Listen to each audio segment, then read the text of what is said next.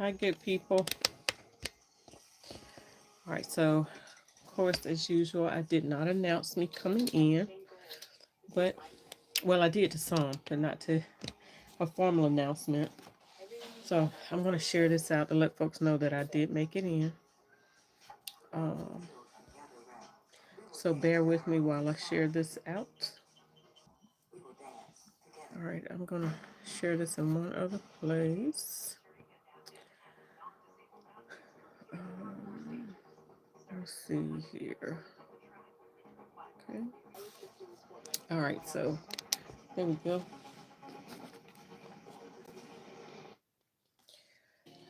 All right, I'm listening to a little dough while I do this, while I work.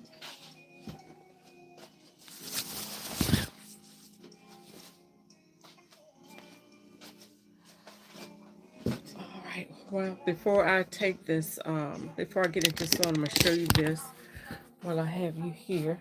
Hello to one person. Okay. All right, so this is where I am so far. This is the back of it. I still have to add the zipper in it. And this is the front of the dress. Okay, it's coming along really good. And I want to share this about the pockets. Um, this is where I am as far as the pockets are concerned. All right, so I've got to add the sleeves on it. I've got to add the, like I said, the zipper. So hang on. All right.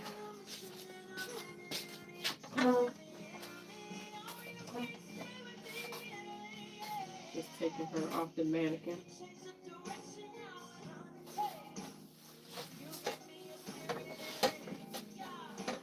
So y'all bear with me while I take her off.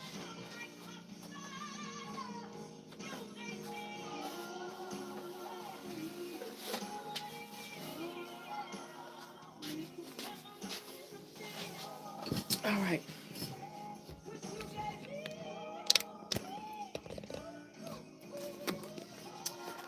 All right, so I'll wait for y'all to come in.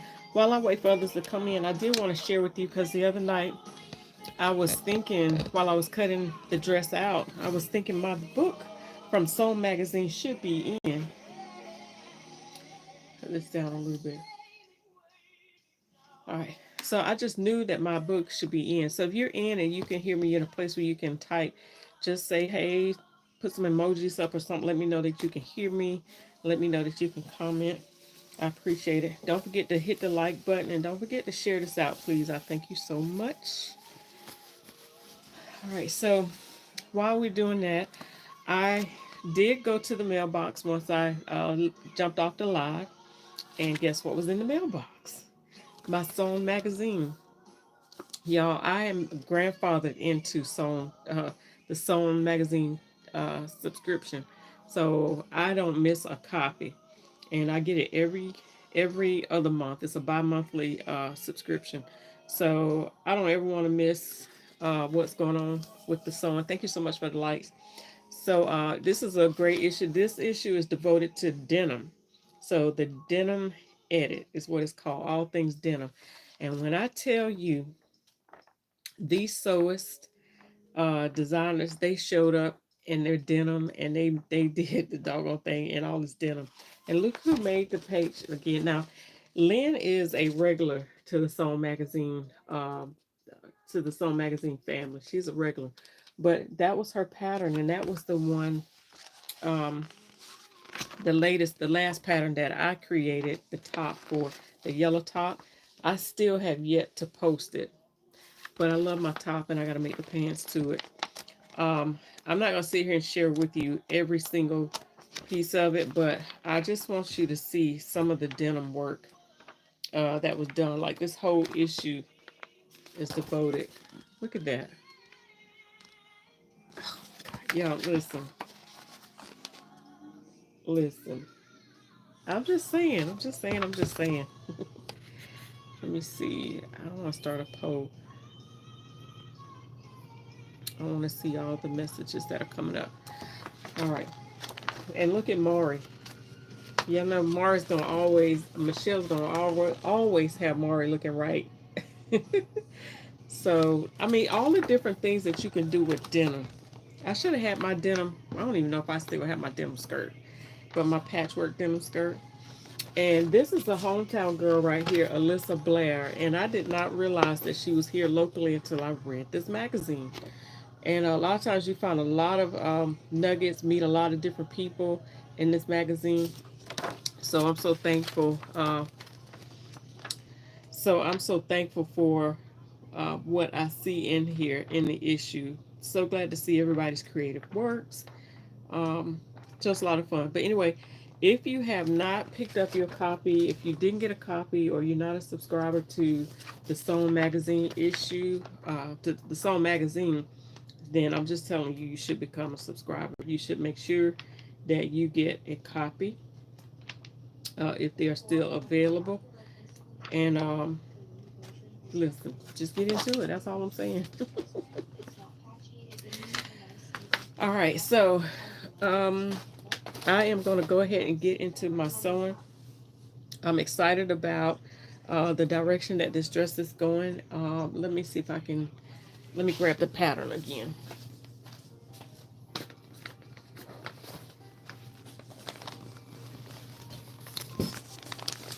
All right, so this is the pattern for you. If you remember that I'm working on, that is Vogue 1737. And it's a relatively easy sew. There's only 9 pieces to it. There's the front, the front, the side front, the back, the side back. There's the sleeve, there's the skirt front, the skirt back, and then there's the waistband and the pocket. So that makes up all of the 9 pieces. The instructions are really good. No problems with the instructions. And I mean, it's coming along really good. The only thing that I had to do differently outside of the pattern, the instructions, was to split the waistband uh, in 2 pieces because I had to make the fabric work. So it's working.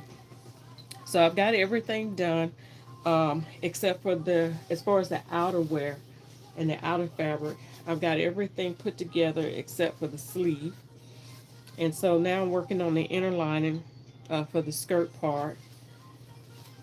And I think I'm going to do another band piece in order to, I think I'm going to do a band piece to cover this midsection. So when I say band piece, I'm going to do a band piece out of lining to cover this midsection. All right. So, oh, there's that other pen. All right. Well, thank you, Valerie. Thank you, thank you, thank you. All right. So yeah. When I was on the live, I think I just shared with you, if you're just coming in, I just shared the pocket of this dress. And as I was talking to you while I was cutting this out the other day, and you can see the other video that I shared, excuse me, the last video that I did, I was actually cutting this out. And so I was sharing with you how I didn't have enough to cut the lining out. I mean, cut the pockets out.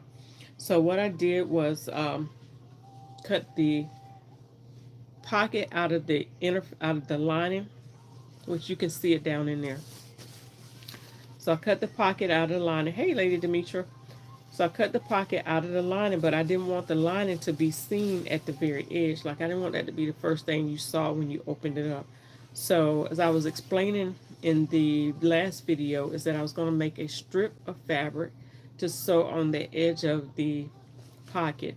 So this same fabric, the outer fabric, will be the same thing you see when you put your hand in it. So that's what I was talking about. So yeah, and it worked out perfect. It worked out fine. So all of the upper bodice is lined.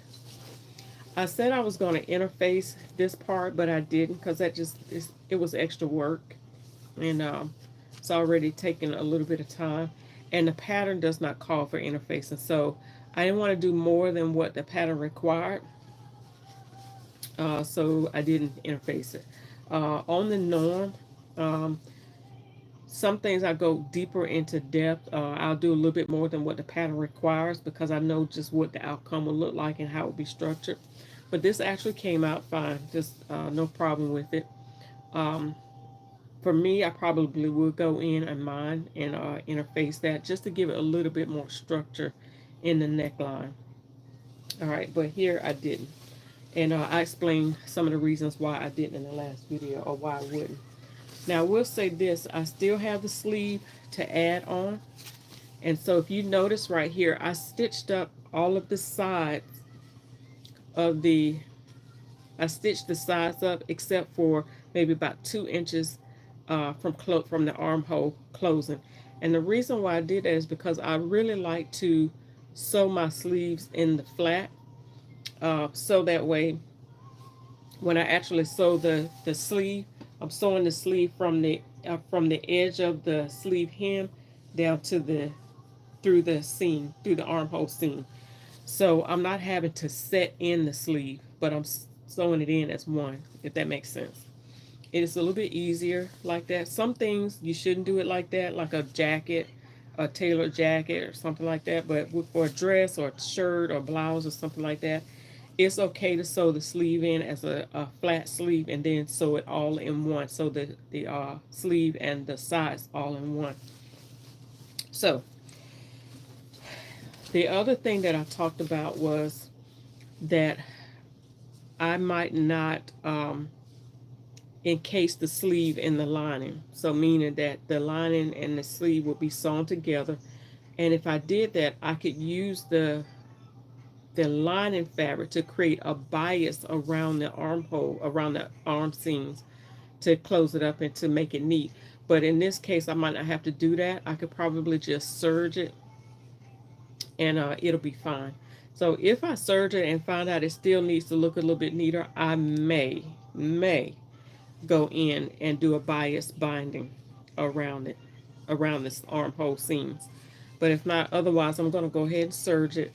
But now what I will do is go ahead and create another lining piece, I think, and clean this up. Now, if you can see here, the um, the waistband is interfaced.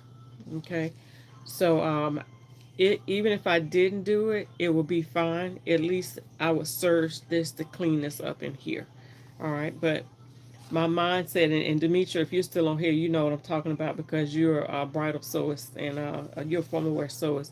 So you know what I mean when I say cleaning up your work in here, making it look nice and neat. All right. So I will have lining on this part. I will line the skirt, so I'm going to go ahead and do that now. Uh, after I do the sleeve. I'm going to do the sleeve first, and then I'll do the lining. So I did use my marking pens, and I'm so glad I did because they do not disappear. Um, these pens right here, and again, I don't remember. I think I got them from YouTube. I'm not YouTube, but I think I got them from Amazon. They come in different colors like red, white, black. Yeah, came in this color. They come in a blue. So that's red, white, blue, green, black. So it's for easy marking. And so I'm glad I did because they do disappear with the heat. You know, I'm thinking they are. I'm not sure. I'm not sure if they're Frixion pens or not. They might be. They might be. I call myself ordering them or something like them. So I'm thinking they are. I'm thinking I'm confusing the chalk markers that look like pens, but they're thicker, right? I think I'm mixing them up with the Frixion pens, and I think that this is what these are. So let me see if I can look this up.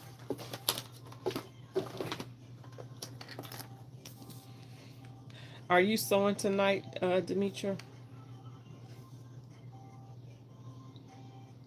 You like these pens? Do you have do you use these pens?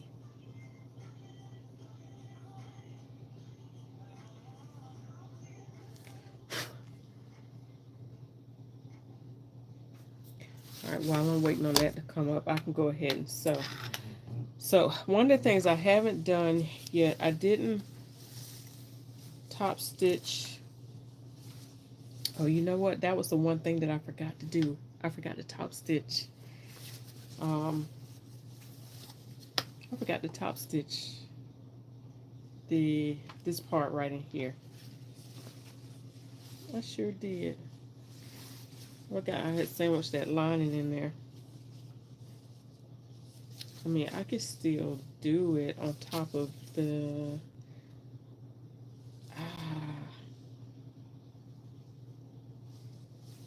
Do I want to go back in and do that?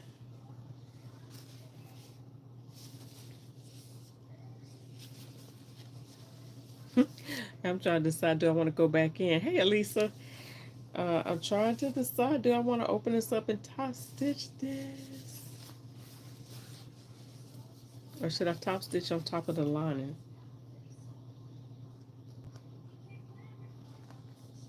Let me see where it's gonna hit.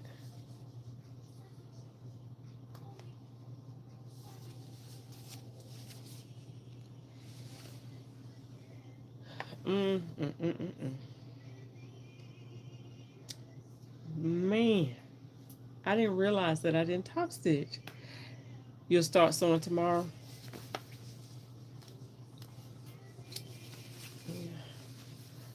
I don't want to open this up, y'all. I don't.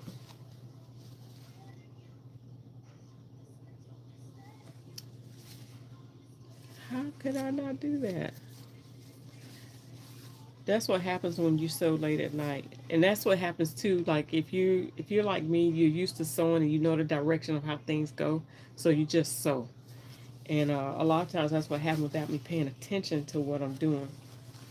And I don't usually top stitch anything. So why would I remember I had to top stitch it? Well, just why. So not only did I sewed this up with the waistband, but I actually sandwiched the layers together. You know what? I can hear my husband do the right thing because it's the right thing to do. Oh my God. I don't want to take it out loose. So, but while I'm sitting here trying to ponder on whether I want to take it loose, I need to take it loose.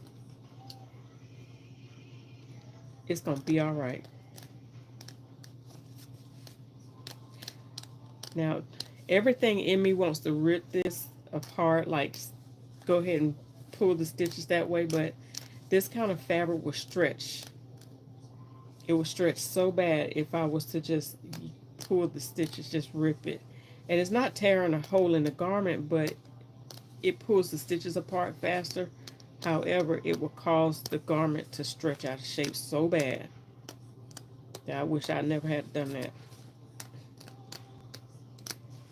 So I might as well just chalk it up, stop whining about it, and go ahead and get it done. Right? Nothing to it but to do it. The longer I sit here and fuss about it, it ain't gonna get done. I'm wasting time. Has anybody ever done that? Everything is just perfectly sewn, and then you realize, oh my God, I forgot something.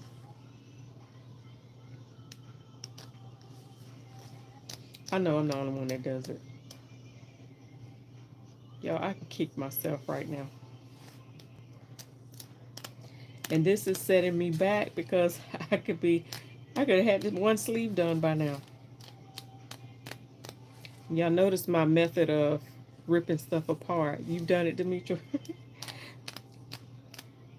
My method of taking stuff apart is faster for me as opposed to the seam ripper is the razor blade. Are you a razor blade person or are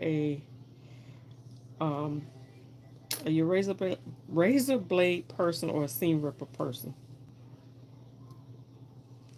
I think for me it depends on the day.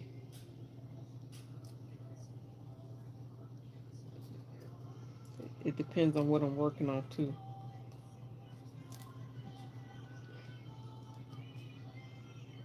I know what I meant to do. Hang on, I meant to get my earbuds. You razor blades right beside me. You always, yeah. I can't do it. I have to buy by the pack.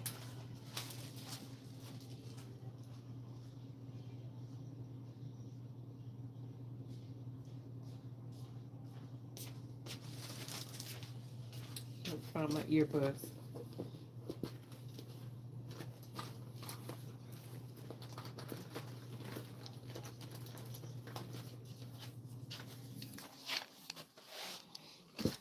That way y'all can hear me okay.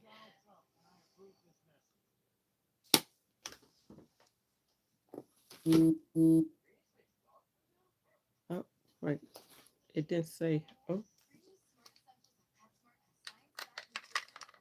I don't have no juice in that battery. I mean, in that ear. Okay, that one's full. I have one ear I listen to all the time. Now, what I do need to do is I'm gonna put the skirt aside.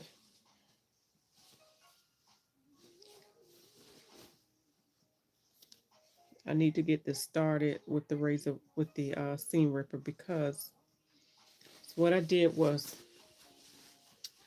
I made the two pieces one, like I sandwiched the lining and the interface and stitched all the sides together. I even serged it all nice and neat and everything. So now I'm just undoing the line and separating it from the outer layer so I can get in between to go ahead and top stitch the darts. The longer I wait, wasting time.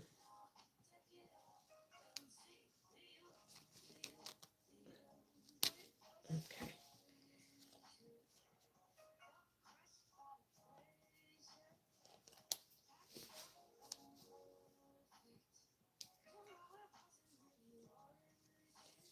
All right. So I got in there. So I'll go ahead and get my seam, my razor blade again. See how much faster that is? Does anybody, do you have a method of sewing? Hey, ma'am, how art thou? Thank you for joining. Do you have a method for making sure you stay on track with your sewing? How many of you focus on the instructions?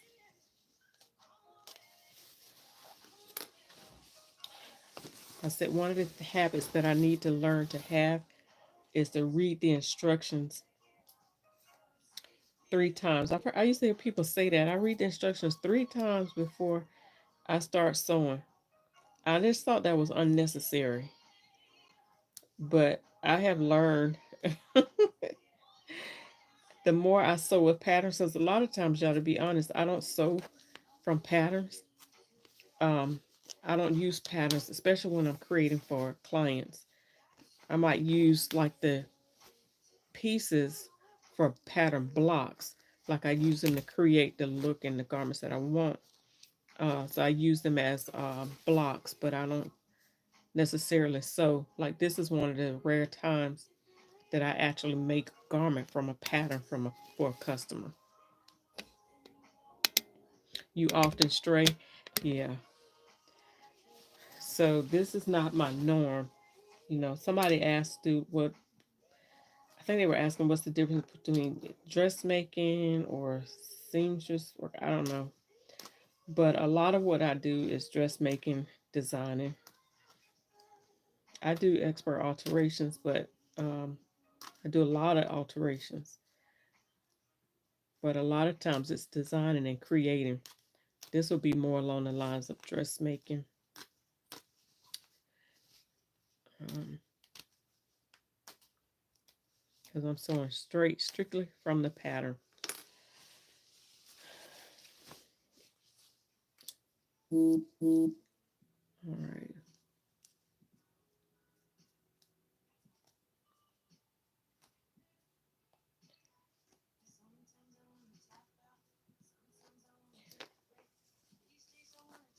I look at instructions if it's a commercial pattern completely. Yeah. Now I'll glance over it if I feel like it's something I'm not familiar with or it looks weird the way it's constructed. Um, But I found here lately, I better start paying more attention to the instructions. Because sometimes you can think you know how to do something. I'm talking about me. You think you know how to do something, then you found out, wait, that ain't the way that goes. There was a little kink, a little deviation in there. Now, it's the same way with patterns. Like when you buy patterns, and you can look at something, it's like, oh, well, I know how that's going to be made. Well, the patterns are not always the same. Whenever they recreate a pattern, they always have to add some new technique, or they have to do something a little bit different to make it uh, different than what it normally was. All right, so what I'm doing here, um, I'm sewing between using the, I call it ecru, the color thread. It's not a tan, it's not a ivory, it's not a cream, but I call it more of an ecru. I know that's an old term, color, but that's what it is. So I'm using the blue to top stitch, and I'm using the ecru to actually stitch the seams together. And at one point I was using the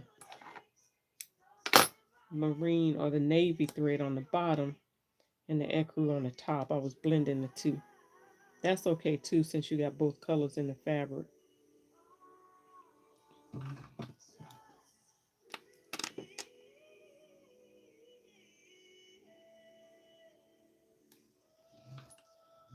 Okay, I got this pulled up, so I'll see if I can find friction pins.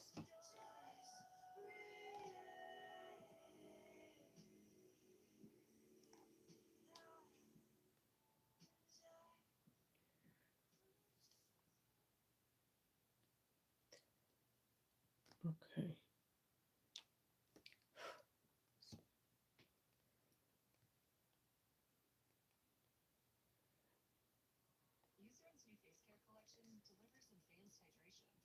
I think that's what these are.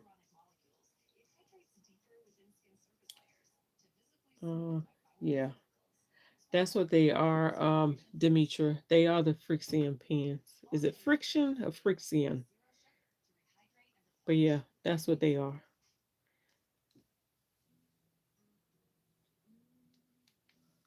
All right, so I'm gonna go ahead and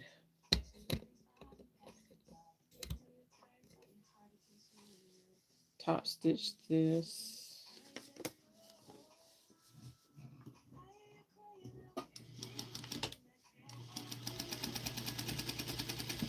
The sooner I can get this top stitch, the sooner I can get that sleeve sewn in.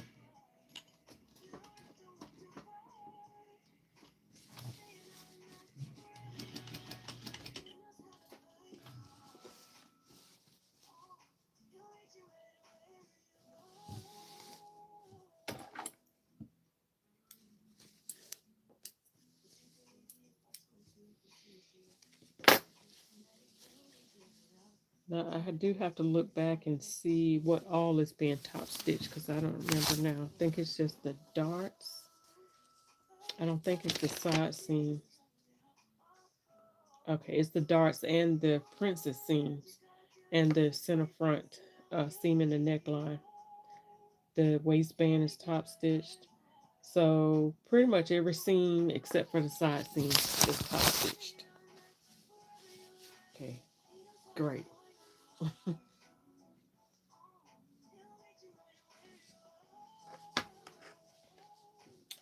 All right, so guess I'll go in and top stitch the seam. I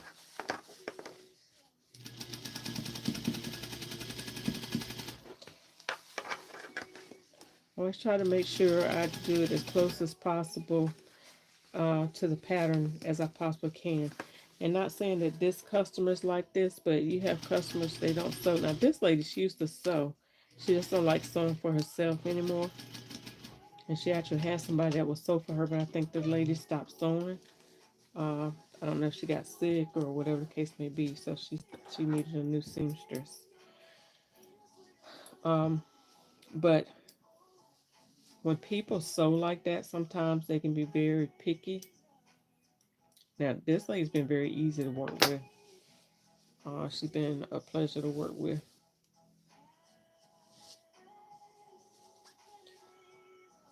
All right, it actually looks good.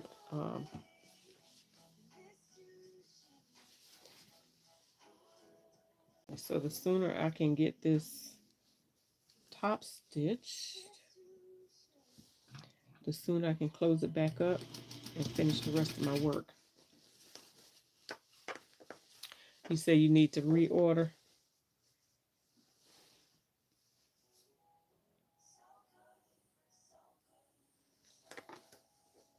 Why is it? Oh, I know what that is. That's a dart. So this thing has darts. It has waist darts. It has bust darts, and it has princess seams. But it still sews up fast. It's not a hard sew. But all of this links to the structure. As I said in my description, this pattern is rated easy, which it has been easy. And I know some people say, well, you can say that because you've been sewing for a while. But if you follow the instructions and you use a basic fabric, you'll find that it is easy. It's not a hard sew at all. The instructions are easy to follow because, you know, some these instructions have been easy to follow than some of the ones I followed in Vogue. I mean, McCall's or Butterick, or sometimes New Look. Sometimes the instructions can be weird.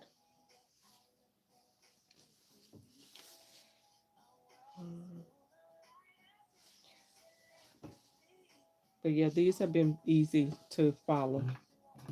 So I highly recommend this pattern. It's a nice classy look.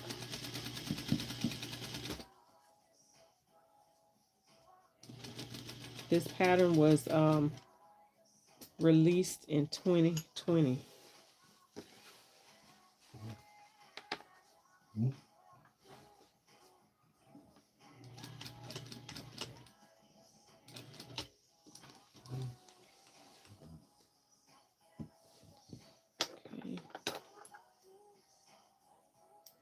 What you say, Demetria Business? Are you talking about the darts and the seam, princess seams, all of that? You had all of that.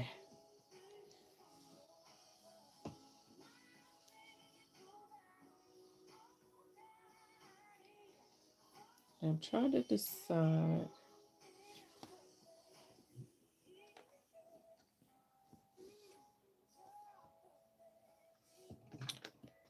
The center part, the way I have it. I'm gonna stitch up to the stopping point.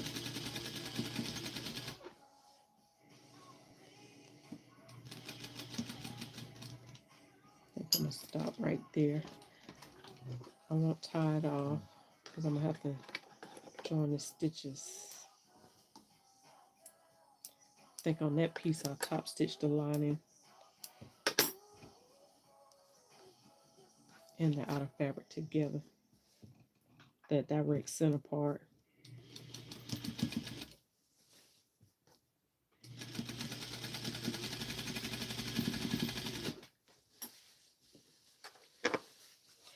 Yeah, it should have some very good structure to it, right? Or shaping to it.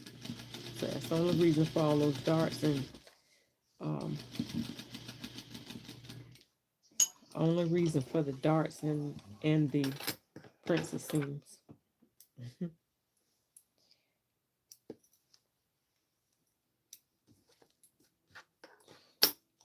I'm still saving my wads of thread. So my goal is to, if you remember the thread, the fabric that I made using thread and created a vest, I want to make a jacket. I want to save enough to make a thread jacket.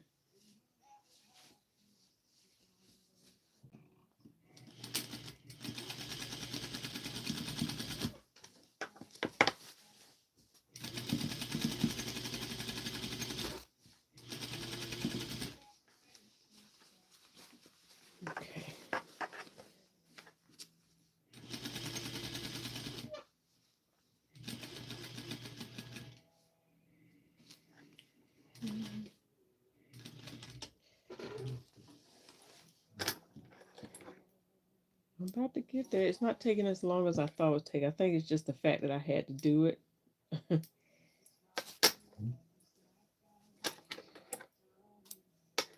I would rather not have had to undo it, take it apart. But it I did it. I had to. It's done. I forgot to open this part back up. Oh no, I didn't. Oh, praise the Lord. Hallelujah. Thank you, Jesus. Okay. All right. Well, don't stop now. Has anybody ever sewn their finger up? Stitched their finger up in the machine? I did years ago. I never forgot. And it's one of those things you do it one time, you never do it again. Like I stitched, my finger was down in, the needle was down in there. Like my finger went up under the foot and the needle went down in my finger. That's probably graphic. I'll stop. I couldn't believe I did it, but my husband was asleep at the time, and I had to literally unwind that fabric. Unwind that needle out of my finger. It wasn't pretty. I was up late one night working on a wedding. I had to do the whole wedding party.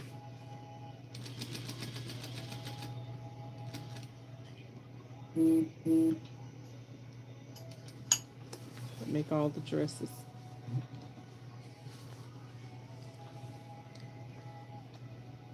Okay.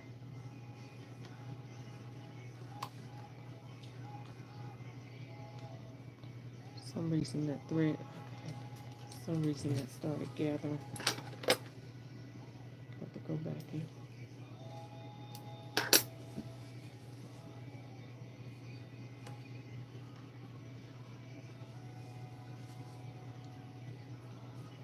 I don't want that to pucker.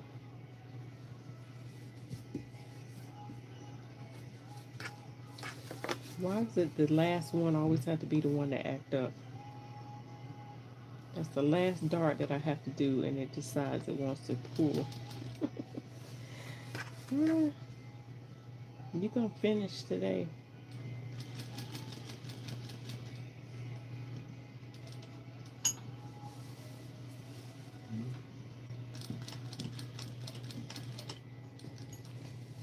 Okay. You have some. You have some with a finger protector. Oh, have you? There's usually a guard over. I used to sew with a needle guard. I didn't know what it was at first, and then it dawned on me, and it made sense. But it's to protect your finger from um, going up under the needle. But if you don't have one, like Lisa said, a needle guard. See, one of my, like this right here. You see that little arm right there? This thing, that's a needle guard. So it's meant to keep your finger from going up under there. I don't know how that protects it, but I guess it does. Put this back up. Oh, that's good for now.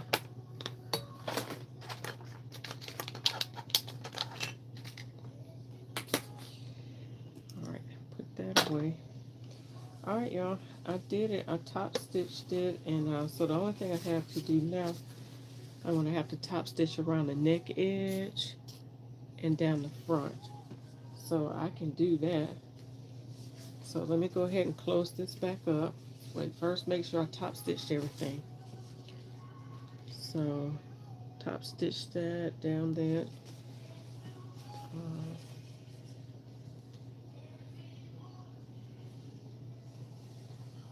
That didn't. Make sure. You can't have no pull in there.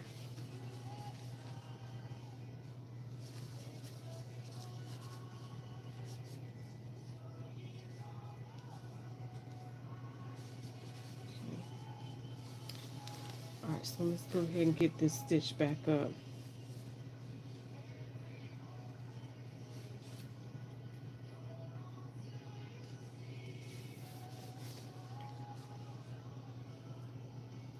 One of the things you really have to be careful with, even though you cut the lining out the same, and you do get really careful about laying it out. Sometimes, because of the content of the fabric, one fabric might shrink while you're steaming it, while you're pressing it. And so when you go to lay it out to make it fit, it seems like one piece has gotten smaller than the other one, or it no longer fits. And so when you're sandwiching your fabric together, you have to make sure that it lays flat and smooth. It's always a good idea to lay your garments out flat before you sandwich them together like this. And I did that before I did all of this. Make sure everything was laying flat, because if not, you're going to cause puckering somewhere, and you'll wonder why, even though it's lined and it was the same. There'll be some bunching at the waist, puckering at the seams, and you're not sure why.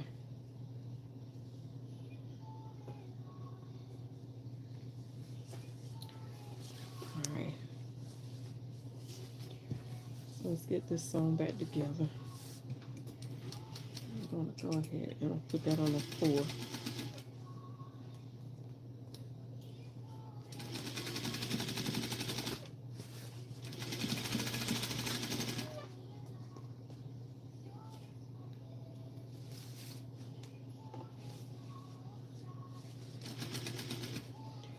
One of the things that I wanted to do,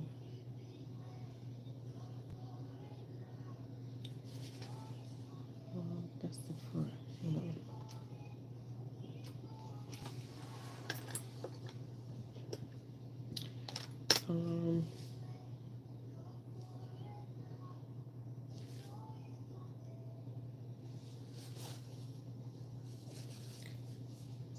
that's under the R seam.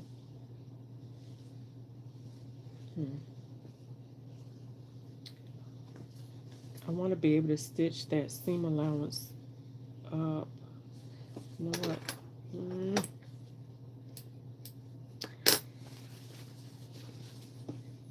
Okay. So while I have this open, I'm going to go ahead and serge my seams right here, because this is not going to be sandwiched inside the lining. So I'm going to go ahead and serge the seams. I have navy thread on.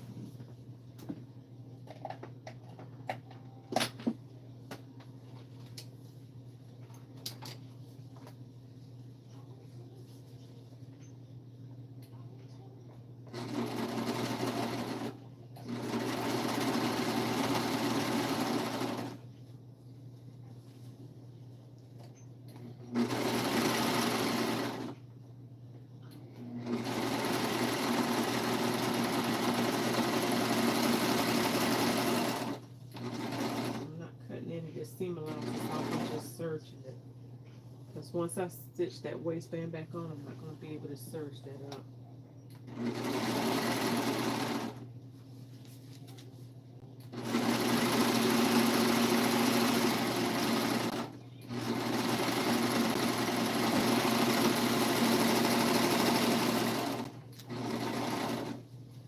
Do that on both sides.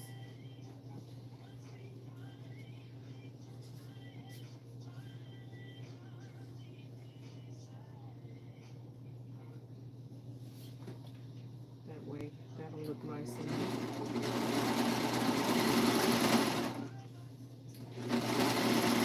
Is this really loud when I say this? In the video, I was getting rattling back really loud. Like when I was emptying the kids, I can hear really loud. So let me know if it's too loud. I can mute while I'm actually serging. So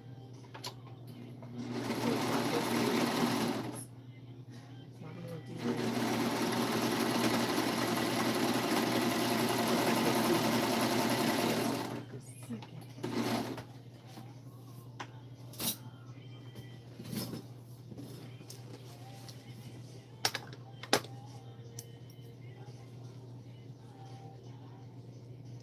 And if for some reason I get to sewing and it gets loud or whatnot, just maybe turn your volume down a little bit until I'm done. If I don't get to mute first. All right, so I went ahead and just serged up the edges so I can go ahead and stitch this on.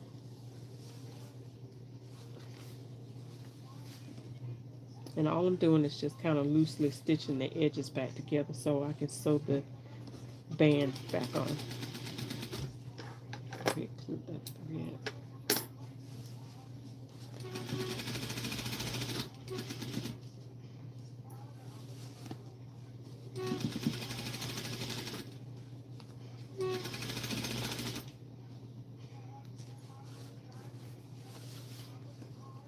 There's my sewing machine humming again.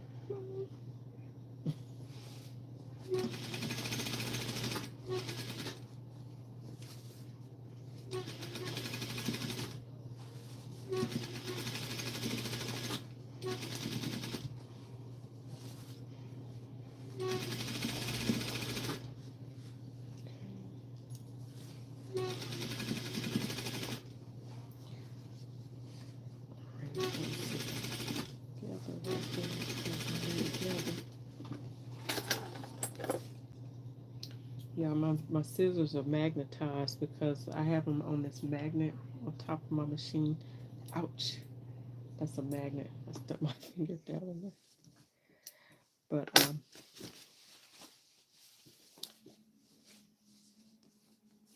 it sticks. All right, so now this is almost zero waist ease in this dress according to her last measurements that I took. So like it's jam up at, I think she's 43 inches, gonna be jam up at 43. So hopefully this will work. Now we might have to take some of those darts back out, but from the last time I did it, I had to take in the waist a little bit. Okay. All right, so got that back done. Let's go ahead and get that top stitched around the neckline and down the center front. So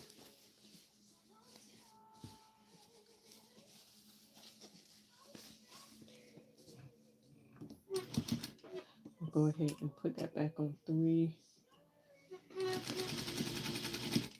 Now what I should have did was, okay, I guess it'll be okay. I was gonna say I should have did the bottom in the edge loop since the lining is in there, but that's okay. It's be a little contrasting colors. It's okay.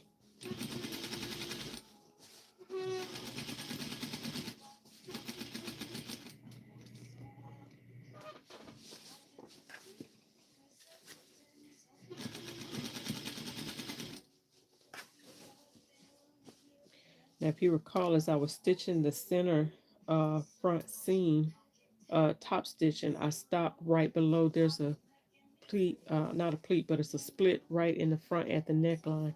So I stopped right there so I can make sure that these stitches blend back in. I didn't want to do that part until I actually close that section back up.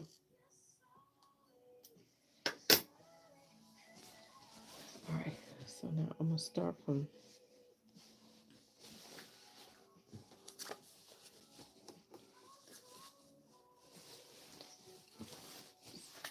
the bottom and work my way up to the top.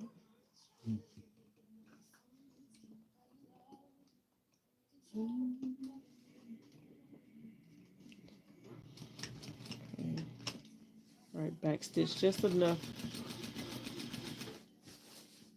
to catch where I left off at, but I don't want to back stitch enough where it looks like it's back stitch. Just want to catch that seam in there.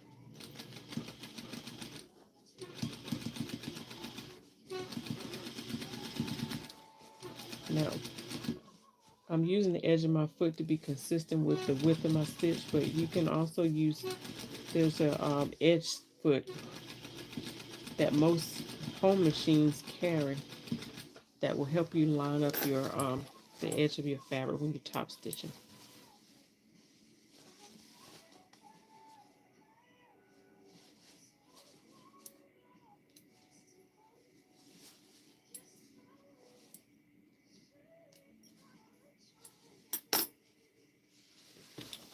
Okay, so now got it top stitched and it's ready to go. Now I'd already press this and everything, but I'll go back in later and press it. But now I'm gonna go ahead and get that waistband back on here, get the skirt back on.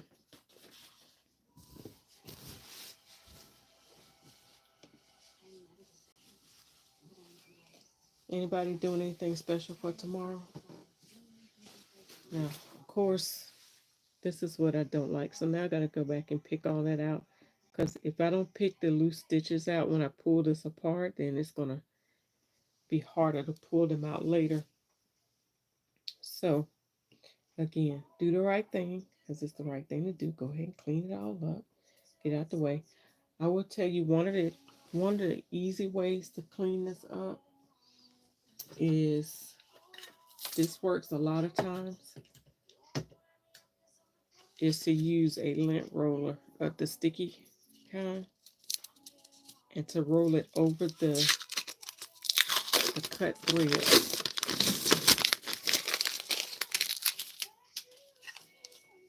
So if you can see, you see some of the threads that are loose right there. So, all right, so it's gonna make a liar out of me now today. Maybe it's not sticky enough. Either that or just have loose stitches. Let me see if I can do it this way. Okay, it'll come out that way.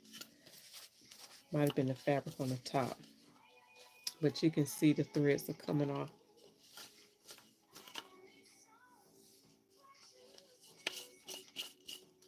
There we go.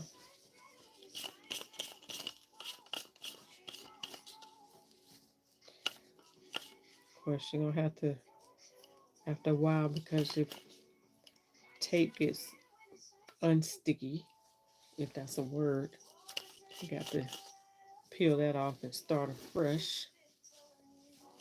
But it really does work. It's a quick way of getting the loose threads, the little tiny loose threads out.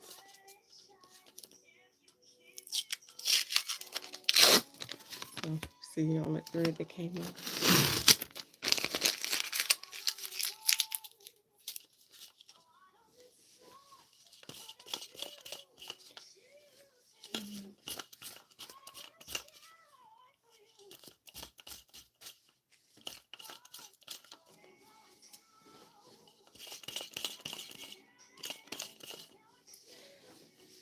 I think what happens is a lot of times that long stitching keeps the whole thing from coming out.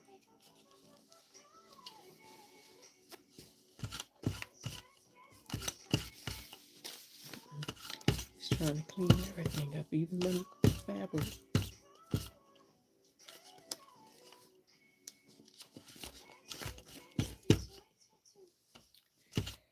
All right. Okay. It's only a couple of sections that didn't come up, but for the most part, it's all clean. See that? So there's more of the thread. So makes it easy to pull that out. So I'm trying to keep that handy. All right, now, like I marked my center, and I always like to mark my center with a little wedge, cut out wedge right there, so I know what the center is. So I'm going to match my center band to my center front here.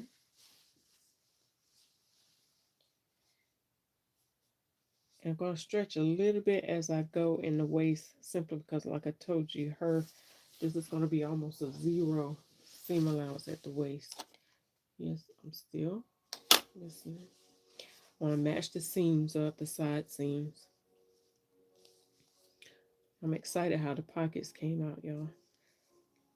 And it's those little touches like that that makes the garment different. Makes it's made, constructed from home, but it doesn't necessarily have to look homemade, as what people like to say.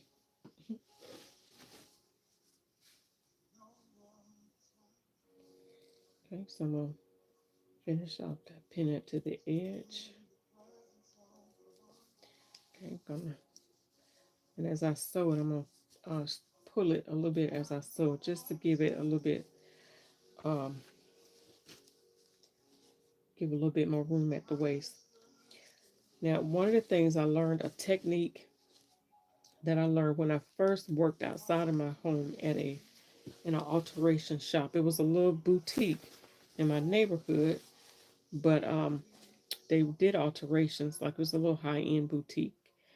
And there was a German lady that worked there, and there was an Asian lady that worked, and these ladies can sew, like, and all kind of little tricks. That's where I first learned how to do the true rolled hem, the actual way. Like, we get by with doing rolled hem edges with the rolled hem feet and stuff, but they did it by hand, like the 4-step method. So I learned how to do that for the first time. But I also learned a technique called blocking. And I don't know if Demetra's still on here, or anybody else who's sewn or did alterations in high fashion.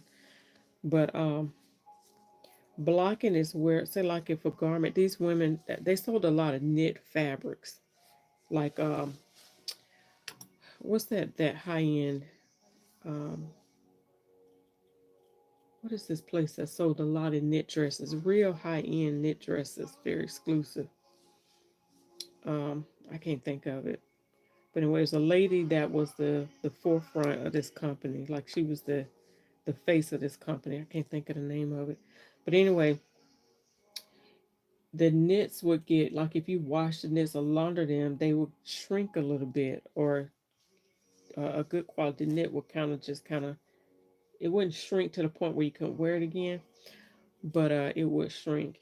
And so what we would do, and I do this with some of these woven fabrics too, blocking is when you slide say, like if the skirt part or the waist was too tight, it had gotten a little snug, you would zip it up or button it up or whatever it needed to be. You would slide it over the point of the ironing board as tight as you could get it to stretch it out, and then you would steam it. You would steam it, and then you would let it cool like that. So what it was actually doing was stretching it.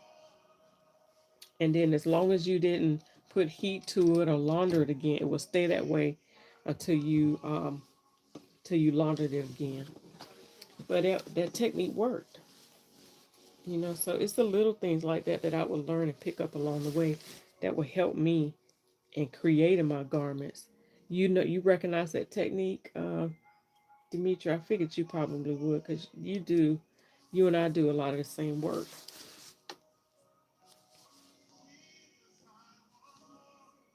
And I thought that was so neat.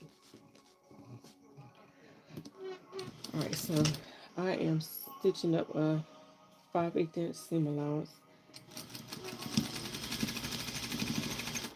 And remember, I said I was going to pull this a little bit to give it a little bit more room at the waist.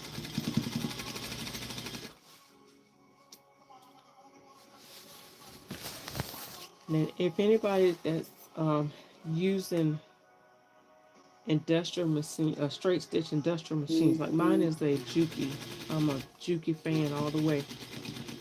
But it doesn't have to be Juki. But if you know of a foot or something where I don't have to keep, like with my machine, the foot always ends up in the upright position. I would love for my foot the majority of the time they end up in the down position. I like to be able to change that when I want to change it.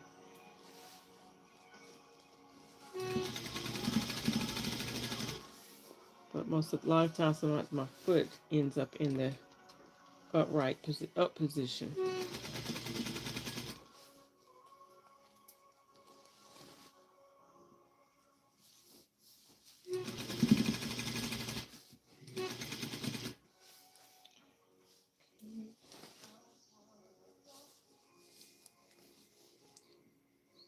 Gotta make sure that my edges line up together. I don't throw anything off than it was before.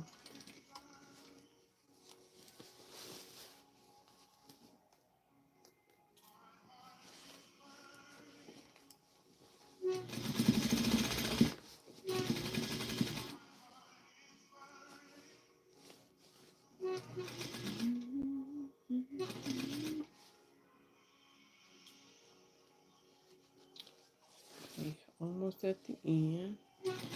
And be careful not to run over any pins.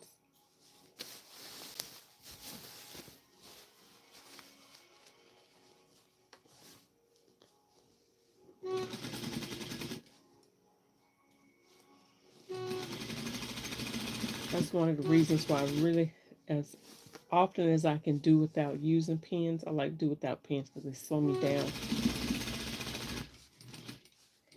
So I have to stop and take them out.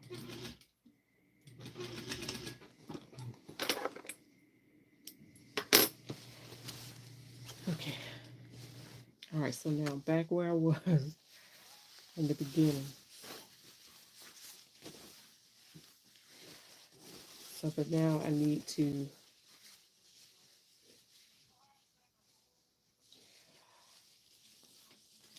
top stitch the waistband. So I'm gonna go ahead and do that, despite me thinking. I'm believing I've got the sizing pretty much the way it should be. So I had already gone and pressed the waistband down and up. I pressed the bodice down and the skirt part I pressed up. So now I'm gonna go ahead and top stitch that. And again, I'm gonna pull it as I go. Just to stretch it a little bit.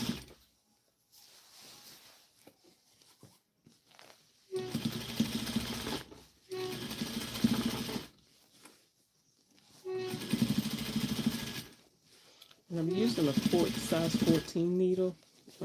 Size 14 needle is the average needle when working with most fabrics with this industrial machine. You can float anywhere between 14 and a 12. But I generally find myself using 14. 12 is the next size that I would use.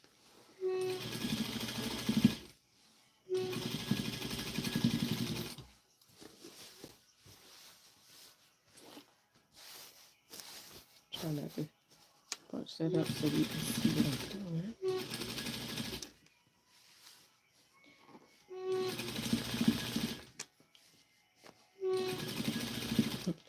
Like the way I don't know if it needs oiling or what. It might be the oil.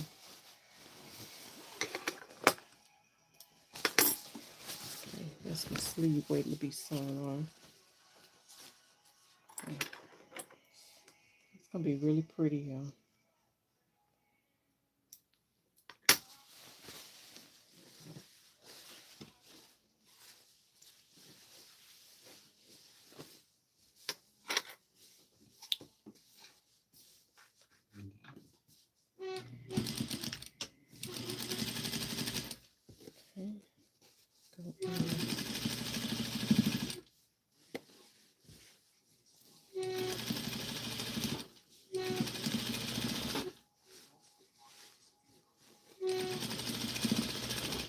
So I'm trying to do 3 things while I'm pushing this. I'm trying to sew, I'm trying to pull the fabric, and I'm trying to hold this out the way. Being conscious of um, being consistent with the width that I'm using. So I'm trying to hold this tight, trying to stretch it, and trying to sew in a straight line. It's funny. Plus, this fabric is not 3D, but because it's woven, it's really a kind of an embroidered fabric. It's got some bumpy places. I'm trying to make sure I stay even and try to keep the seam as straight as possible is heat.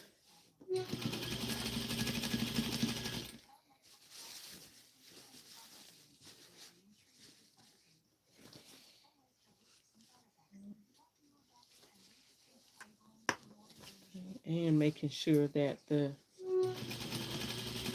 seam allowance stays flipped up.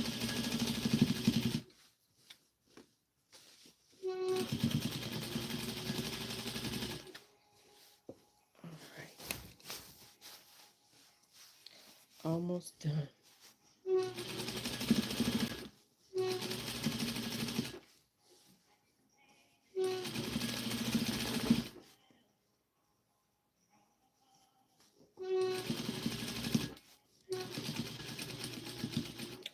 You know what? I shouldn't have stitched this first. Y'all, I need to pay attention. You know why I shouldn't have stitched that? I should have top stitched that bottom one yet. It's because I still have to add this lining to the skirt on here. So I shouldn't have top stitched that yet.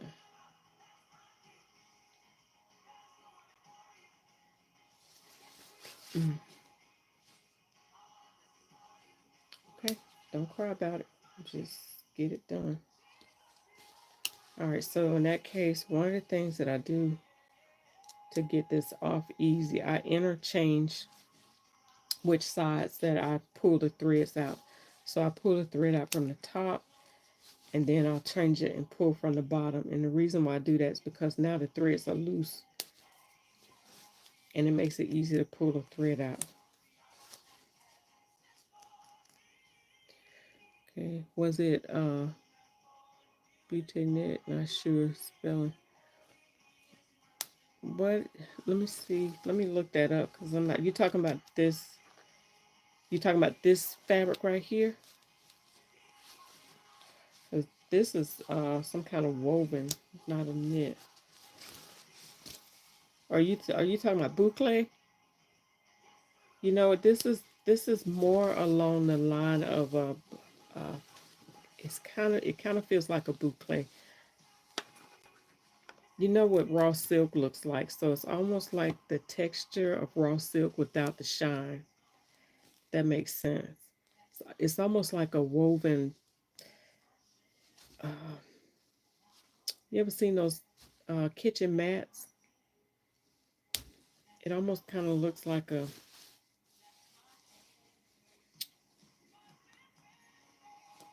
Oh, how do you say it?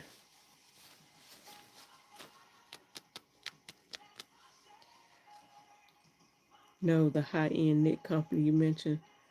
Oh no, no. You'll know it when it's a really high-end knit, and when they probably still wear it right now. But a lot of the pastors' wives and stuff, they would wear this knit. Hervé, not Hervé. That was another knit company, but um, oh my goodness, you'll know it. I can see the lady. She was a slender blonde lady that would wear these knit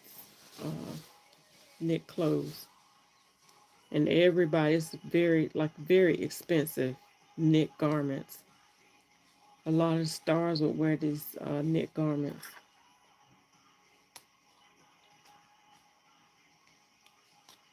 Once I think of it, you'd be like, oh, okay. No, it wasn't Act 2. Yeah, it wasn't Act 2. I really haven't heard much of it lately.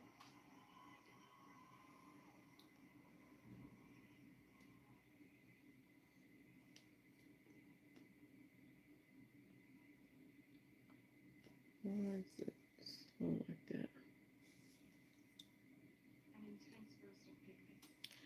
Uh,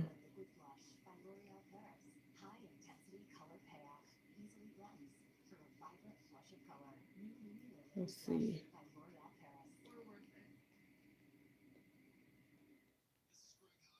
Let's see. Expensive Knit Garment Company.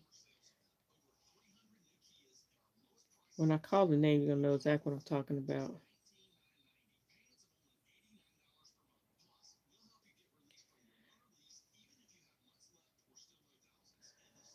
Um, St. John Knits. Why couldn't I think of that? St. John Knits. Yeah, that's what it was. St. John.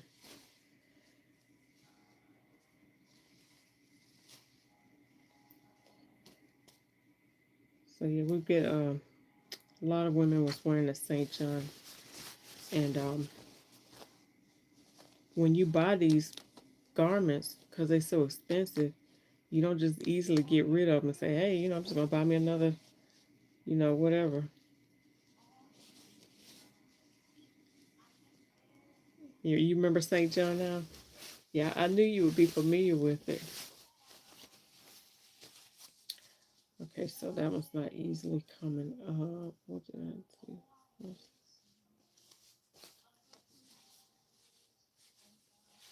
All right, so I'm going to use this end to try to get some more of that top stitching done. So mine doesn't have the little ball on it. I don't know what happened. I don't know if this one ever had a little ball on it. But you can use this to get in that little small crevice for undoing the top stitching. You have to be careful though, because if you got a really sharp seam rip, you rip right through the seam allowance. You don't want to do that. So I wish this one had the little ball on it. Do I have one?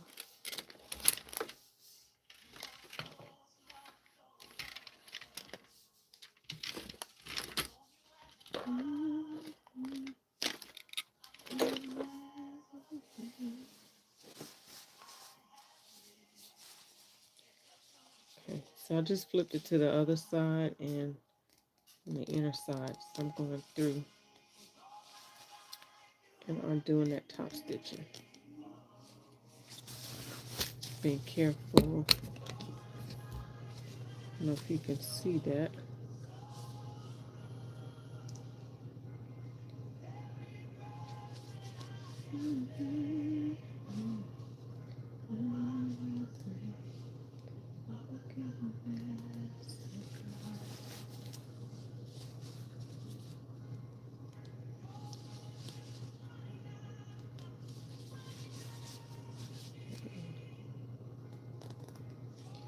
All right, so y'all, this set me back a little bit.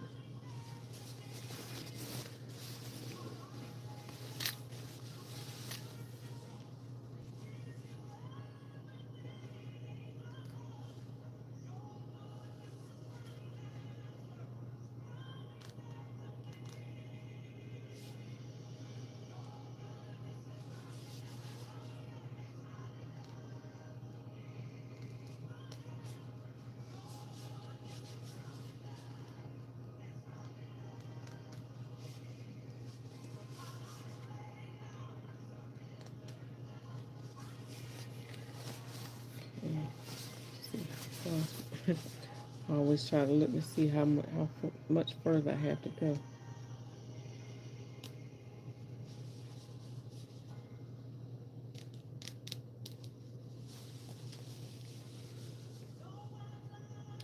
If I stretch it open enough, I can see the seam and I can see the channel to allow me to be able to go ahead and get it done without ripping through parts that I don't need to rip through.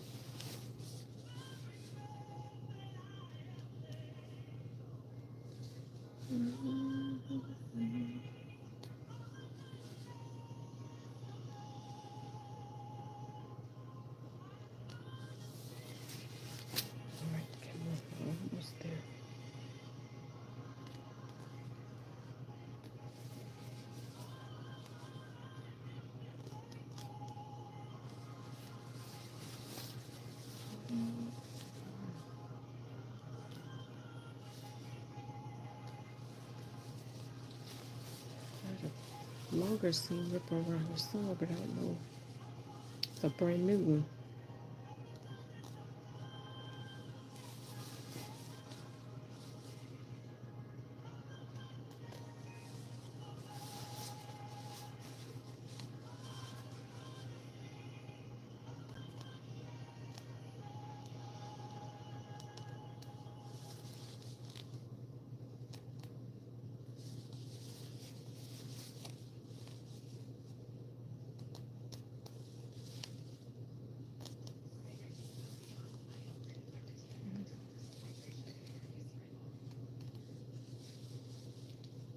Well, it's at the end. Now I don't want to get too zealous because I don't want to get excited and start tearing holes. I think I got a nicked piece somewhere. Okay. Alright, so on my top stitch, I make sure I get that top stitch that's right in the seam. Alright.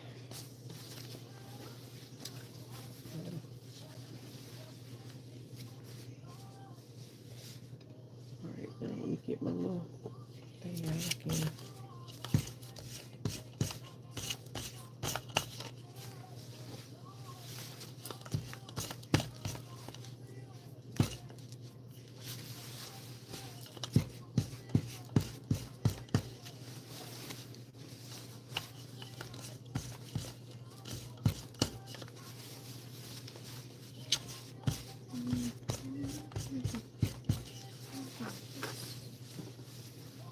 I think my men folks going and do a thing to mess up and fix up.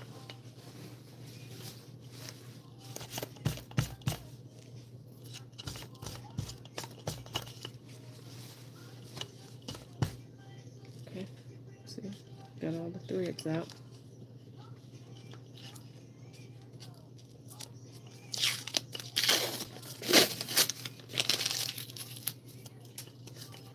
Okay.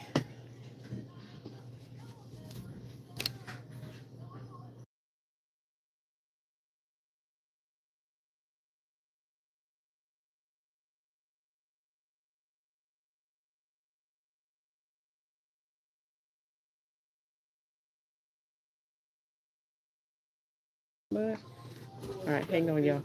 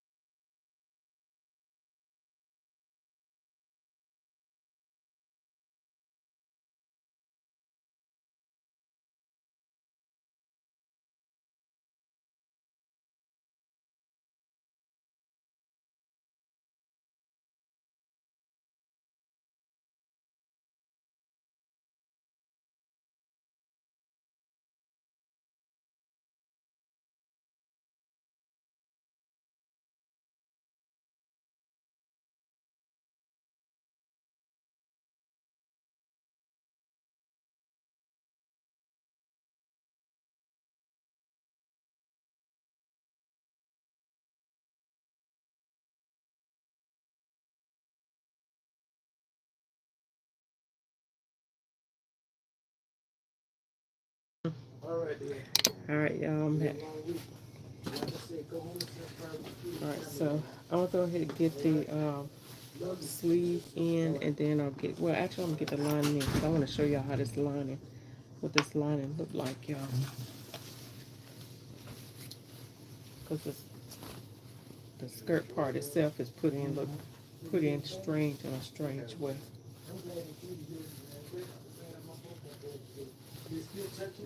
Alright. Alright.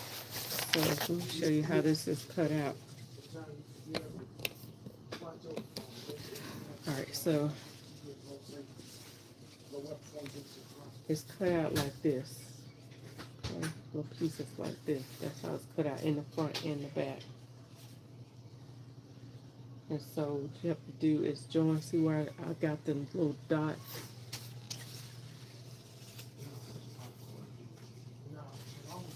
Let's see where I got the dots. Those are the marking match-up points that I got to put on here. So I see the, oh, that must be the other, hang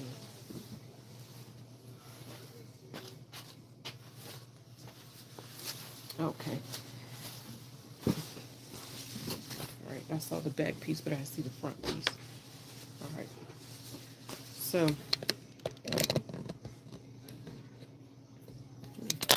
pull this down a little bit. So I've already done the front. Okay. I didn't realize I had done the front piece already. So that's the way it's constructed. So it's a dart. I don't know why they felt like they had to cut that out. And so this is how it's sewn on like this. So I'm not sure what the reason for doing it instead of just sewing it down and laying it flat. Maybe for the bulk. I don't know. To get some, eliminate some of that bulk maybe. But anyway, that's the only thing I can think of, maybe to eliminate bulk. It's the reason why they did it that way. Anyway, I'm going to show you how it's sewn because it looks weird. But what I went ahead and did was stitch the back seam together so I know I had the right size together. So right there where the zipper is, go ahead and stitch that down. Now I'm going to change my thread back.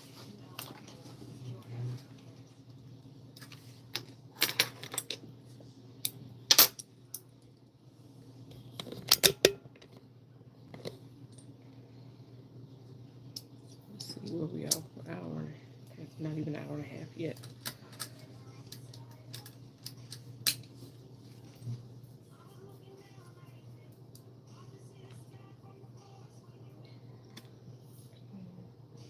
I got plans for tomorrow for Labor Day. If I got plans, spend with family, eat out, cook out. Seems like since COVID, not many people have been really coming together like they used to.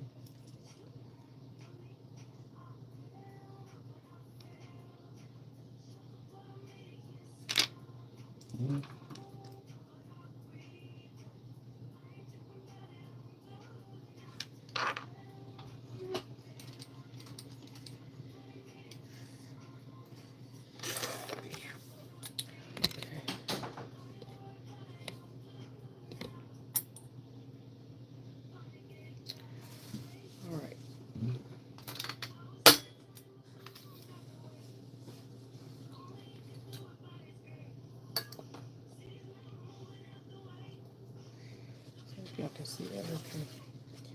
Alright, so I'm gonna go ahead and I think that's the size thing. Okay. Alright, so I'm gonna start where the zipper stop is supposed to be.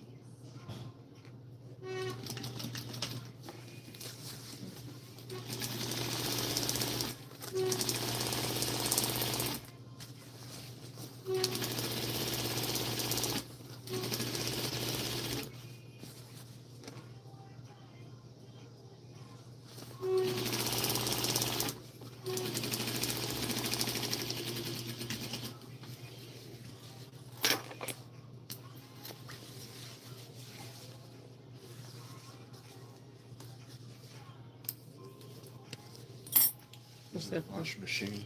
Oh, was it? All right, thank you.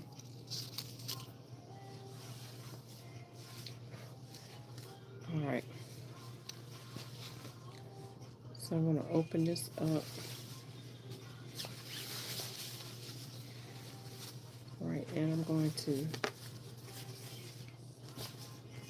take my pen, because one side is going to be over further than the other, but that's why I always say it's important to make sure you mark your notches and your placement points. So what I do is I take and put a pin in one side where this dot is on this side, and I push the pin through the dot on the other piece and make them come together that way. And then I'll go ahead and pin that area. Alright, I do the same with this side. Now here I can kind of see through the fabric because the lighters allow me to see the dots. The dots. Sorry, I didn't have that where you could see it. But I like to put a pin through the dot on one fabric and push it through to the other side to make sure that they're matching up. Go ahead and mark that. Alright, and so then I just sew straight down to connect the dots.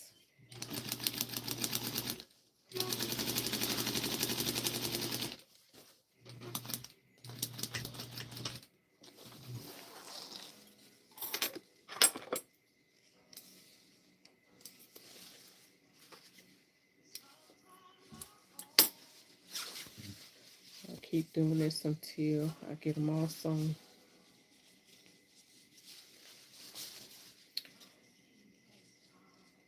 There's two on each side of the seam allowance, two darts, two sets of darts in the front, two sets of darts in the back.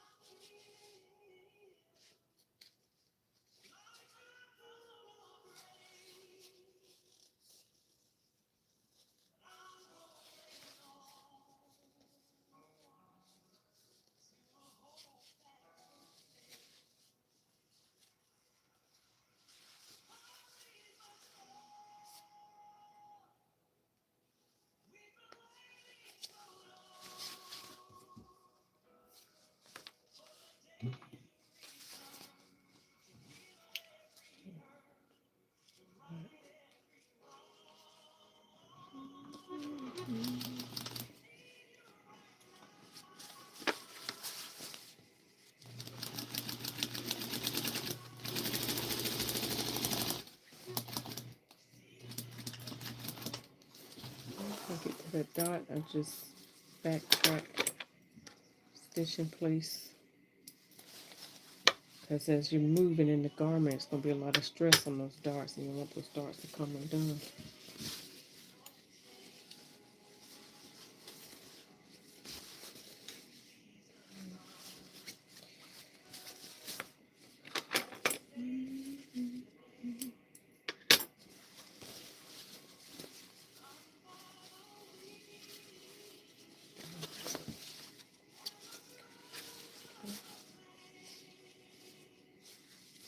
Take that pin, go through that dot, go through that one, bring them together, and pin that in place.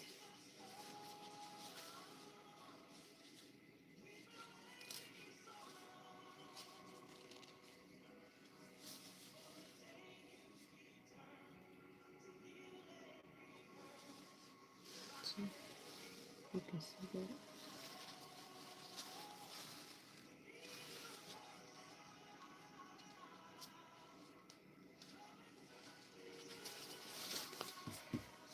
Alright. Who else do I have? Who else is watching tonight? Well, some of you might be watching from devices that I can't tell. That's okay, but thank you for watching. If this is your first time watching, let me know.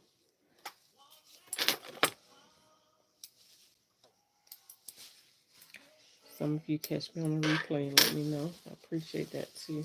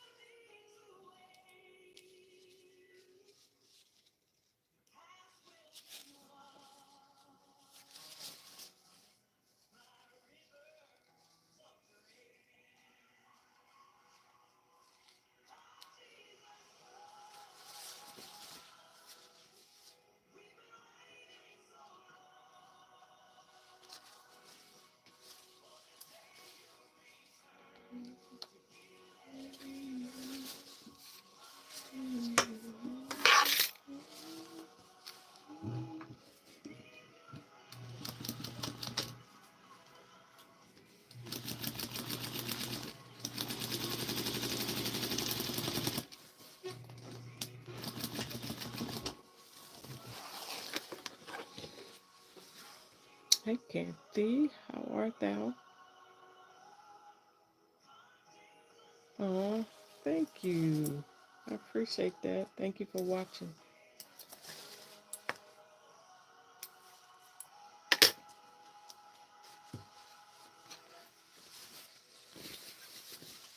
All right, and the pleats are pressed and stitched. They're stitched on the machine like basted. That's what I was trying to say, basted towards the center.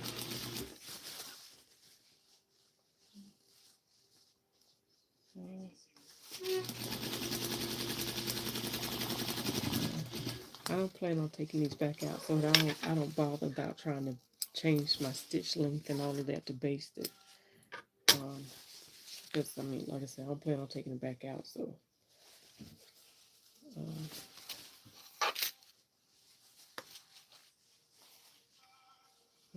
I wasn't planning on taking it back out when I had to take back the stitches were the but stuff happens, right?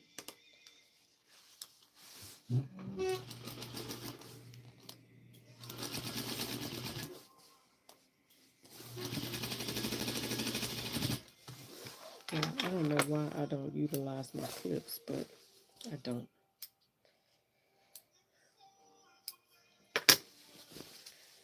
All right, so those are pressed down. All right, so now I'm gonna go ahead and stitch the back and the front lining together. Well, the good thing about this is that there's no seam. I don't have pockets to worry about. This is going to cover the pockets, and I'll show you what I'm talking about in a minute. So I'm going to go ahead and lay this out. And what I'm going to do here is stitch maybe a 1/2 inch seam allowance instead of the 5/8 inch, and that'll give it just a smidge, maybe about 1 inch of room allowance. So remember, a 1/2 inch seam allowance gives you 2 inches. So a 1/4 inch seam allowance is going to give me 1 inch room. So whereas I tell you I had to stretch out the outer layer a little bit because the waist has almost 0 ease allowance, this will give me a little bit of room, even if I have to ease it as I'm sewing it into the garment, attaching it to the waist. At least I know that that little space, that little extra room is there. And it's underneath the fashion fabric, so it's not going to really matter if there's a little easing up under there. It's okay.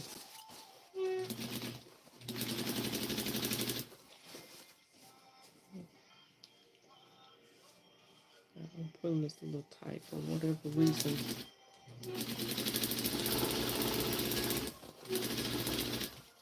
This top layer has a little bit extra fabric to it, so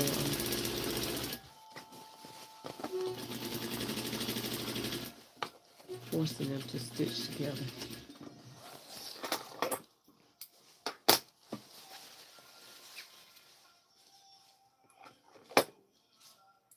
Okay. All right. Got that side sewn in.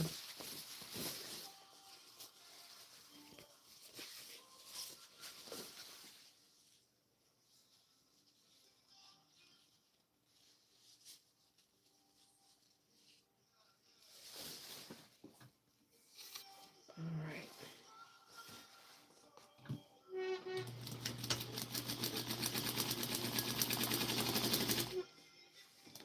So I'm putting a little bit further than where I was before.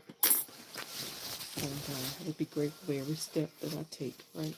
Because it gets me further to being finished, closer to being finished.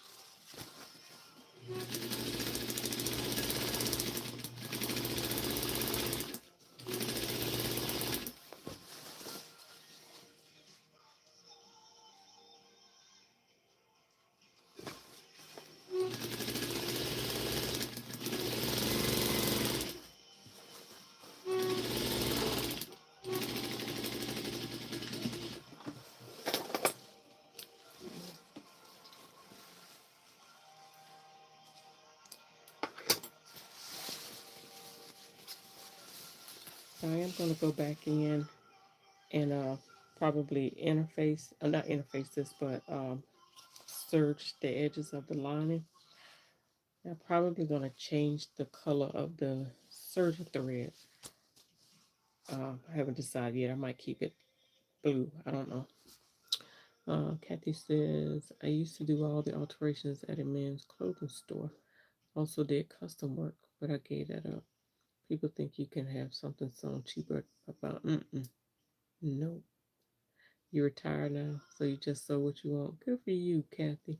Yes, and you are right. People still today think it's cheaper to sew it, and they get sticker shock when you tell them how much you charge to sew um, what they want. So they get sticker shock. But I had to get both, and I had to be confident in my skill and what the value of my work is. I had to be confident in that and not pimp myself out. And I'm like, nope. Excuse me. And I thought about it like this. If a psychiatrist or a psychologist could just sit in a chair and talk to a person for an hour and get paid hundreds of dollars for 1 hour, what's wrong with me? I'm literally doing work and not minimizing or belittling what they do because they're professionals at talking to people and deciphering what's going on with people. That's their profession, right? This is my profession. And I'm actually putting hands to the plow. I'm actually doing work like within that hour. So what's wrong with me? Why am I charging what I'm charging? Why am I getting pennies for my work? You know, and most of the money that I was asking for, a lot of it was going towards fabric. So I was shortchanging myself. By the time I paid for fabric, by the time I paid utilities, because I'm burning the midnight oil, literally, and gas to go get supplies, money, time spent researching things. That's all money. When you start adding all that up, that's a lot of money. So I'm like, well, I got more money, got more bills going out than money. So what? Something not adding up. So then I start kind of investigating, doing some research on what an average seamstress would get paid or should get paid in my profession. And don't just look at what the average seamstress get paid. Look at a skilled person in your profession. Like there's a difference between the profession as a seamstress and the work of a seamstress that somebody just sew. There's a difference. So you have to look at all of that. Look at what you do, match it up with somebody with your same skill set, and see how much they're getting paid. You might work like somebody who works for in the garment industry, and they're doing work a costumer. You know, if you design, you're a fashion designer. How much is a fashion designer getting paid? Now, the other side to that is, don't charge. And I'm not talking to you, Kathy, or whoever. I'm just saying in general. Don't charge an outrageous price, and you know that your skill is not at that level. Like somebody else who's charging $1,500, $1,200 for a gown for a prom dress, but their skill level dictates that. But you just started sewing prom dresses, but you feel like you can do it, and you watch and you start doing stuff, but you don't know the techniques of it. You know the inside of it, and you start charging $1,200, $1,500, but your work don't match up. You're gonna get yourself in trouble. You're gonna file a lawsuit. They'll catch you a case, as they say. And so I see that a lot. That, and I encourage anybody who wants to learn how to sew to learn how to sew, but take your time. Don't try to take on the big jobs. Like if you want to learn how to sew for people, and it looks like it's easy to create and design. It seems like it's something great to do. Like it looked easy to run a stitch on the machine. But you see, I've been sewing for over 40 years, almost 50 years, and I still make mistakes if I'm not paying attention. And so I have a lot of young people that I mentor or that I ask questions, and they just started sewing. They said, "Well, somebody wants me to make them a wedding gown." I'm like, "Don't you do it? Don't you do it? Only do it if you tell that person where your skill level is, and they don't mind you. They don't mind being a guinea pig. You tell them exactly where you are. You tell them exactly what you can do, and you let them decide if that's what they want to do. But be very honest with people of where your skill level is." I remember doing that several years back. At that time, I wasn't the greatest at making pants. Like I don't want to make nobody pants because there's a lot to making pants. Like you can't just sew up pants the same pattern for every body type and it comes out right. You know, there's a lot of adjustments that need to be made in order for the pants to fit right. You know, full butt adjustments, no butt adjustments, narrow hips, wide hips, high butt, low butt, low crotch, high crotch, all these things, protruding stomach, tiny waist, full waist, long legs, short legs, all these things, big thighs, little thighs, all these things make a difference. And you have to, if you're sewing to fit somebody, if you're tailoring, then all of these things are important. And so I didn't, I wasn't really making pants like that. So this person wanted me to make pants, and she was having a hard time, and she was desperate. And I'm like, well, look, I'm gonna be honest with you. I sew bridal and formal wear. I sew bridal and formal wear before I sew curtains. I don't do pants, but I want to learn.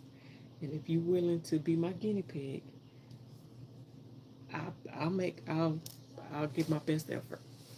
She didn't mind. And just remember, I remember altering a wedding dress that was bought on a clearance sale. When I know where you go with this. She said when I told her what it would cost her, she said, "But it only costs $50." If I've heard that 10 times, I heard 100 times. I never understood how does that even make sense for somebody to come out of their mouth and say, "Well, why does it cost so much? I only paid what you pay. What a person pays for a garment has nothing to do with your work. It has nothing to do with what you get ready to do to that gown. Nothing. Like the cost of a dress. Like okay, so if you paid $1,500 for a dress, do you expect to pay at least $1,500 to get it altered? Is that what you're saying? Make that make sense. Like I used to tell people, what you bought for that gown, what you paid for it had nothing to do with me. But this is what I would say though. I've had to say this because I work in a bridal shop, and we get this all the time. I used to be an alterations manager, and they put prices down, like the prices up there. So this person, came to me. She said, but I only paid such and such. The gowns on sale. Y'all ripping the people off. Uh-uh. Not ripping nobody off. We get paid to alter this garment. That's what we getting paid to do. Did I not? Oh, I'm getting ready. See, I'm talking. I'm getting ready to stitch up the wrong thing. I said, no. You're paying me to do a service. You're paying me to make the adjustments to this. What you pay has nothing to do with it. In fact, you should be thankful that you only paid $50 for the dress because now you got more money to pay for your alterations. I did say that. I did say it because it had to be said.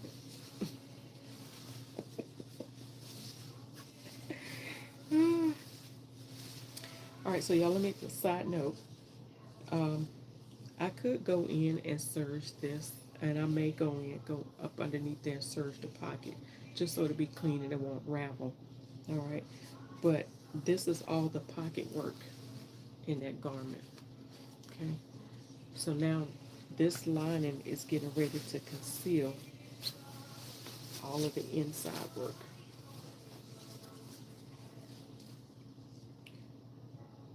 If I can get that.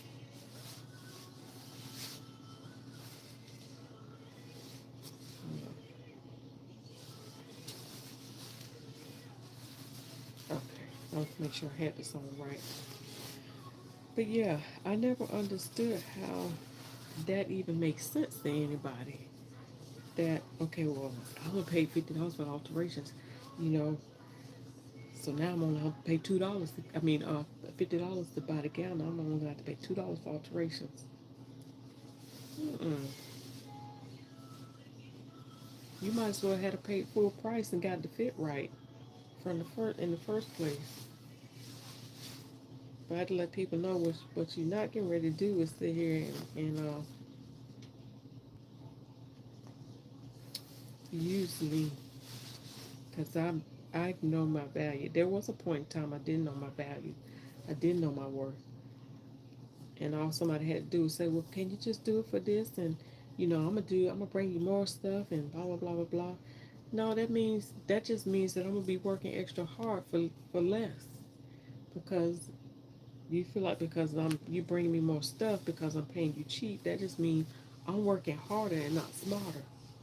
I mean, you out there looking good. This was the one thing that really kind of brought it home, because I'm like, wait,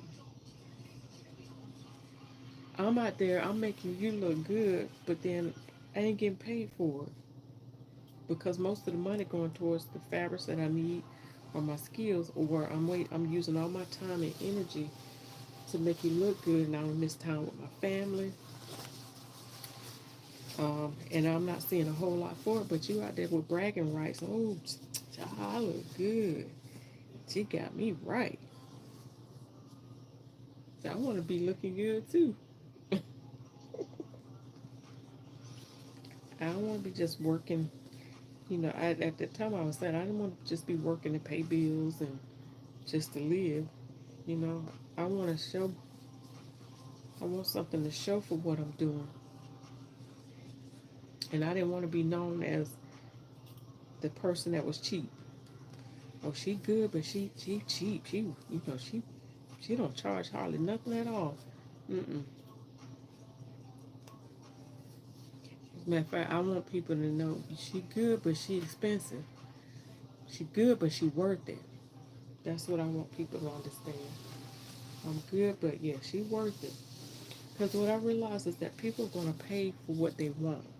Like when I start thinking about, these girls out here buying. I mean, and I'm not picking at a certain type of people. This could be with anything. You pay for what you really want. You save up the money for what you really want. You put money into what you value. And so I felt like I was being devalued. Like you're not valuing me, my service. You think very lowly of me because you don't want to pay my value. You don't want to pay my worth.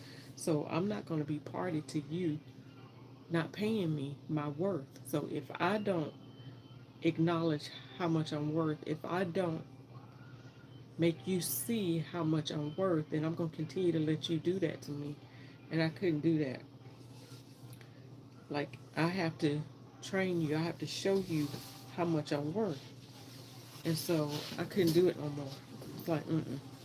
Like, if something just clicked in me, it's like, nah.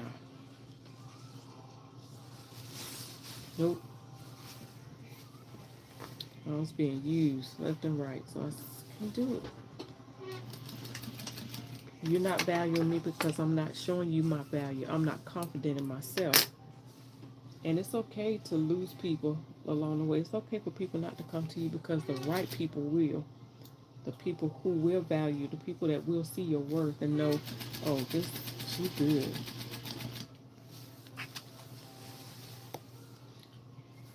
Kathy says, I bought this sleeveless dress and it was way too small. Uh, can you just put sleeves in it and make it 5 bigger? I need it this weekend. Listen, let me tell you, I literally, and I kid you not, I can't tell you what I named it, what I called it. Demetri, you might remember me talking about this, but I literally did when I first started So Much Talent, it was on another platform, And I used to have this thing, and I had a name for it. I'm called because I might do it again. But I would talk about I wouldn't bring people's names in it, but I would talk about the experiences that I had. And it was about the things that seamstress encounter, the things that we have to deal with. And like that scenario right there, want you to work miracles for pennies. Mm-mm. But I'm sure that stuff get old, don't it, Kathy? Demetria, that stuff get old. You be like, wait, I'm sitting here behind this sewing machine sweating. You know what? I had to finally tell people, you know what? I'm not a a sweatshop worker. This is my business, and I have to stop letting you do that to me. No, because I guarantee you, when that same person go to work on their job, if they get shorted anything on their check and they don't work all them hours, they gonna have a fit. They gonna want to go to HR. They gonna want to talk to the boss. They gonna want to go postal. They gonna want their money, every bit of their money that they work for, cause we work hard for the money, so hard for the money. Mm-mm. I guarantee you. But why do we want to do other people like that though? Why do we want to shortchange people so that we can benefit? I don't understand that. Instead of, I feel like this. If anything, you should be. If anything, you should be tipping me instead of trying to take from me. Because if you really felt like I did such a good job and I got you right and did a jam up job, then you really should be tipping me. But tipping is a thing of the past almost. You know, I have very few people. I have this elderly couple. They blessed me so much. She had never met me, but her son found me on the website. He found my business on the website. This was last year. He bought his mom this jacket. No, this dress. He bought his mom this dress from this company on the website. And but he lived in Atlanta, and she lived down here near me. He found me. He contacted me, and he told me that his mom was going to be coming to see me to alter this dress. When I tell you this was an older couple, I think they were retired. The woman's husband brought her. Very nice couple, very pleasant elderly couple. I fixed the dress for her, and they gave me a $45 tip. Now, I didn't want to take it because, one, I'm thinking, okay, I don't want to take from this elderly couple. Now, I'm not suggesting that they didn't have the money or anything like that, but I'm thinking, I didn't, you don't have to, that's a lot, you know, that's a lot. And, but they insisted. And so, of course, you know me, I'm going to, I mean, yeah, you don't know me, but um, I highly respect somebody who respect me, who respect my gift.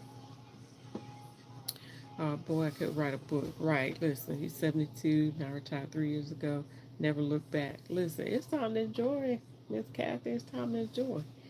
So I had one client who I altered a coat for. It was hard. She gave me $100 tip. Yeah, when people really appreciate you, not saying that you expect people to do that. You're not always expecting people to give you a tip or anything, but at least a thank you, appreciation, not a can I get a discount? We we're in that age. Can I get a discount? Can you do it cheaper? Can you why? Like I'm trying to live like you. I'm trying to feed my family like you.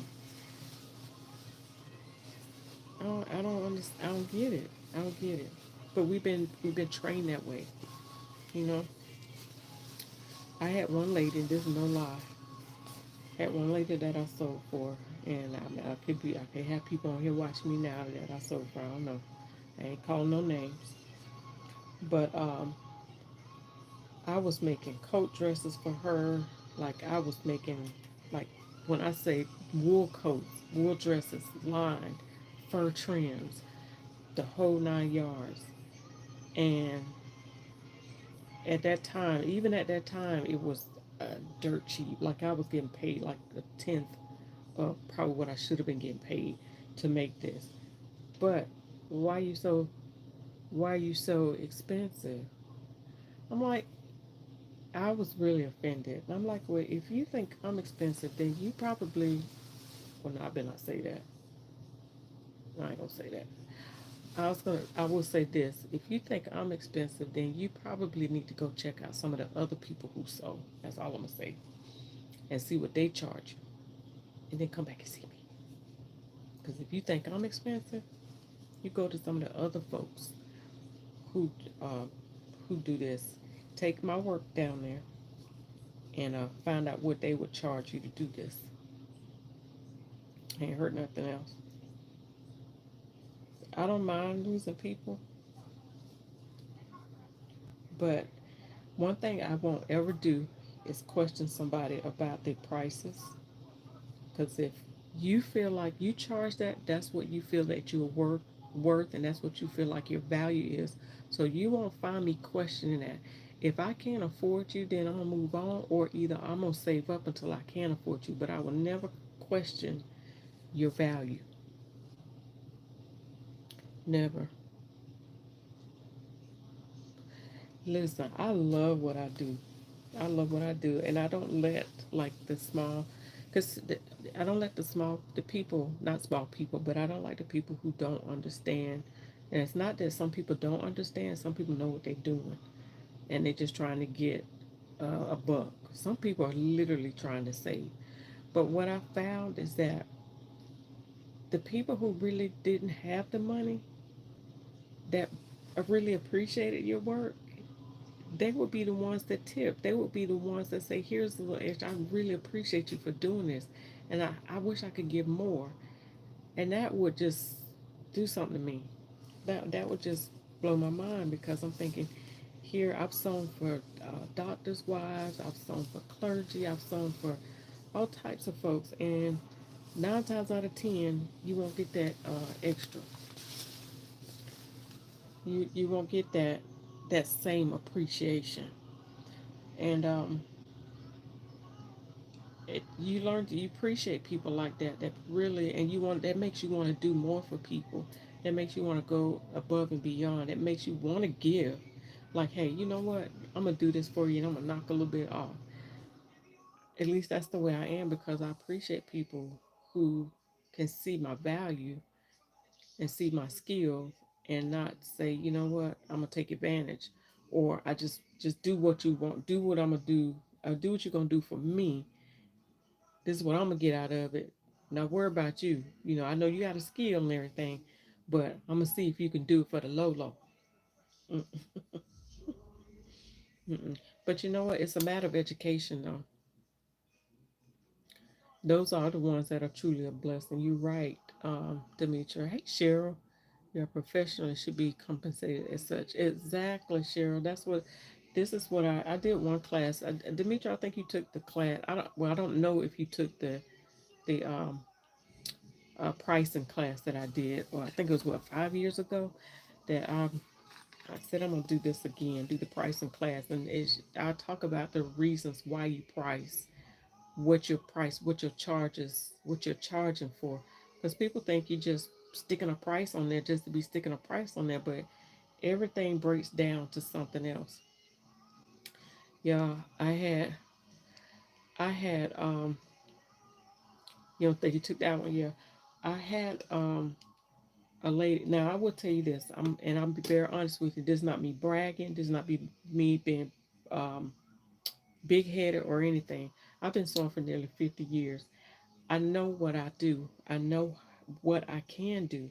I know how I sew. I know what I put into my work, because I focus to do that. Like, I intentionally learn to do certain things so I can be the best that I can be at what I do. Am I perfect? No. Can I learn more? Yes. Am I Am I there? No, but I know where I am. And so I consider myself just as skilled as those who sold Vera Wayne's clothes, those who sold Michael Kors clothes, any of these designers out here. I'm comparable to a degree. Now there are some like this haute couture, these a lot of these other skills and stuff. There's a lot of stuff that I still have to learn, but I am very good where I am and what I can do. And so I had a woman ask me, she said, "Well, I want to see, why do you charge this and give me a breakdown." Okay, I'm gonna give you a breakdown. I'm gonna give you a breakdown. I'm gonna give you everything. I'm gonna give you the from the rooty to the tooty on why I charge. And when you realize that, you're gonna find out I didn't charge you what I should have charged you. You're gonna find out that you got a deal. And so that's what I did. I ain't hear nothing else. Because one thing you do not, when you go buy Michael Kors, or you go buy Louis Vuitton or the fake Louis Vuitton or whatever, you still paying big dollars for it. One thing you're not gonna have somebody out there. You're not gonna be able to go to Vera Wang or any of those, or who are some of these other name brand designers, Donna Karan, all these people. You're not gonna be able to go up to them, Christian Siriano. You can't go to them and say, "Well, let me see why you charge me that. I want a breakdown of your costs." You see that tag, either you're gonna pay it or you're gonna walk on by. But you're not gonna go to Christian Siriano, the designer, and say, "Show me why you charge this. Why do I have to pay this?" You won't do that. But we feel like we can do it at this level. Why?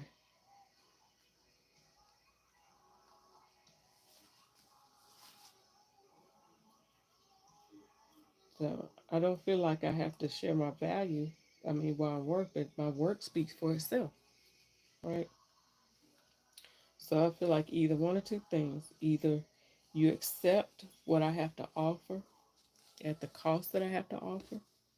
And there's always going to be room for negotiating, right? There's always going to be room for, you know, maybe lowering your costs. There's always going to be room. But one of the things I don't like is that, you come to me and you ask me that, or you come to me with the intention of, "I want you to do this for cheaper."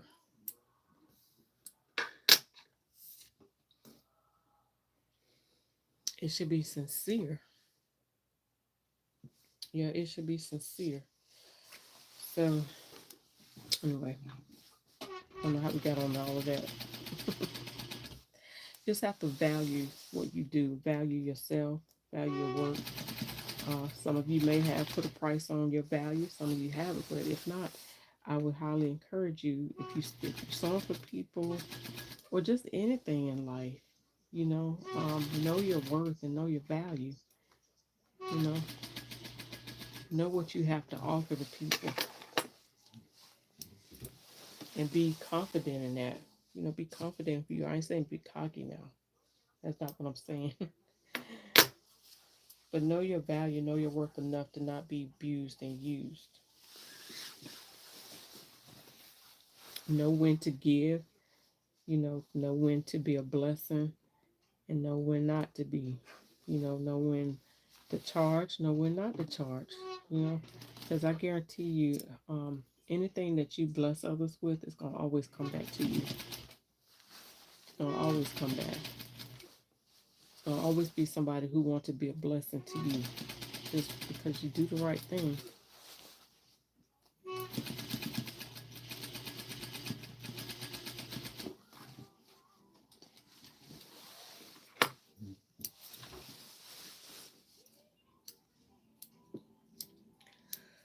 All right, guys.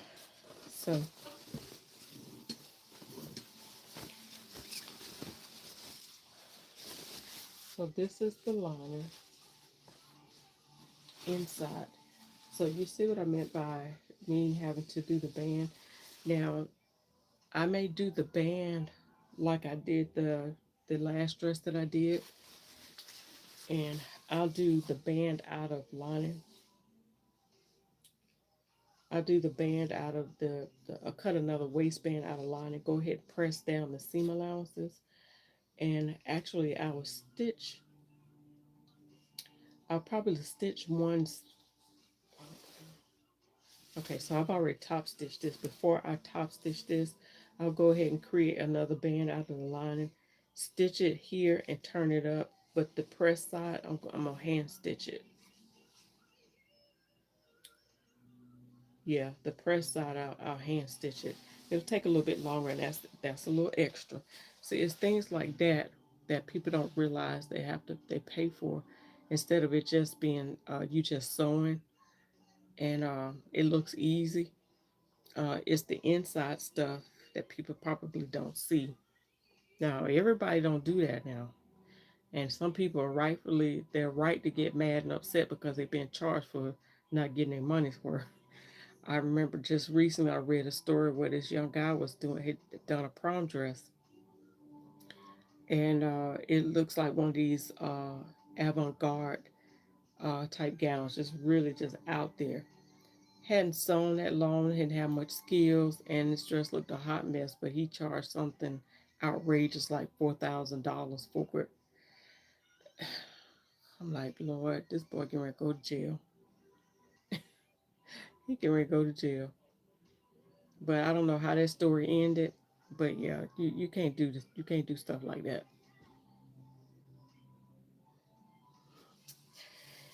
Well, you've been sewing like you have, Kathy. I know you know exactly what I'm talking about. All right, so I'm gonna go ahead while I'm here and go ahead and get these sleeves put in. But this is what I'm gonna do.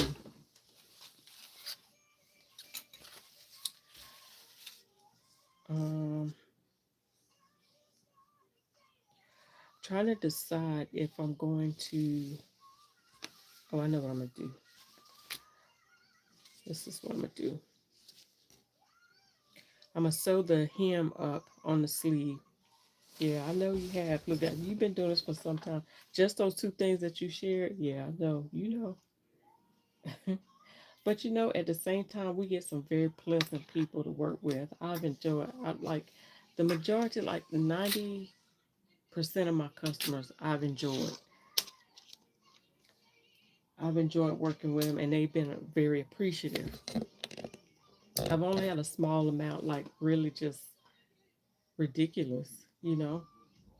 And have I been perfect in all of those situations? No. You know, that might have been something that I did get right. But the majority of the time, I can fix it and correct it if it was something that didn't come out quite the way they wanted, or just they wanted a different whatever. I've learned for over the years that if I'm custom making something, like a person can bring me like um, an inspiration picture from a $100 website for a wedding gown, and I have to say, you know, I can't make that for that, right? You know, that's gonna cost you like 10 times that much, right? At least 10 times that much. So that was one things that was so funny. You get somebody that sends you inspirational pictures, and they leave the price on it. I'm like, what for? What you? Oh, you want me to do that? But as I was saying earlier, a lot of it is education. You know, I've learned. I've never have to be rude with anybody. I don't. I never ever have to be rude with anybody. Never ever have to make anybody feel silly for asking questions. Now, if they get silly, I get silly too. I can get silly. Like, oh, you thought you was gonna. Oh, that's what you thought. Wrong. Uh, let me make sure I'm doing this the right.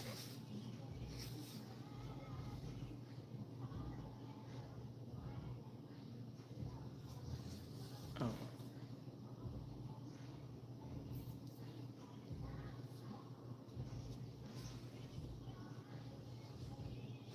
I think I need to do this way. This way. So what I'm doing is,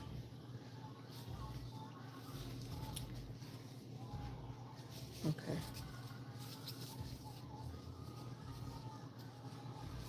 I have to make sure I get my sides together. All right, so what I'm gonna do, oh, thank you. I had to figure out what it is because it looks like I keep wanting to think a hemp. But hemp does not, I don't think it's hemp, but it's a woven, and I forget what they call that has the little lines in it, the ridges in it like that. A silk is like this, like a natural silk, but it doesn't have the shine of a natural silk. So there's a name for this fabric. But anyway, this uh, calls for a, I think it's a quarter. Where's it? I think it's a quarter of an inch, 3/4 of an inch seam allowance. So I think I'm gonna do 3/4 of an inch. But what I've learned, and those of you that sew and been sewing for some amount of time, when I stitch this, I'm gonna stitch about 1/8 of an inch. Stitch the lining about 1/8 of an inch, a quarter of an inch outside of the fabric. The reason being, it's going to pull the fabric to the inside towards the lining by doing it that way. So that way the lining doesn't peep out from the garment. I mean from up underneath the sleeve. So this kind of forces the fabric. I'm gonna I was gonna say I'm gonna stitch this from the other side. This fabric has a little bit of give to it, but I don't want it to stretch out of shape. So what I'm gonna do is force it to fit.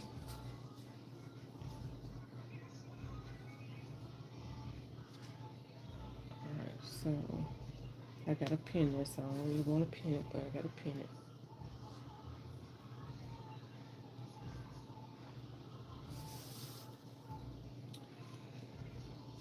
But yeah, educating people on how you're having policies in place, how your business operates, what the expectations are.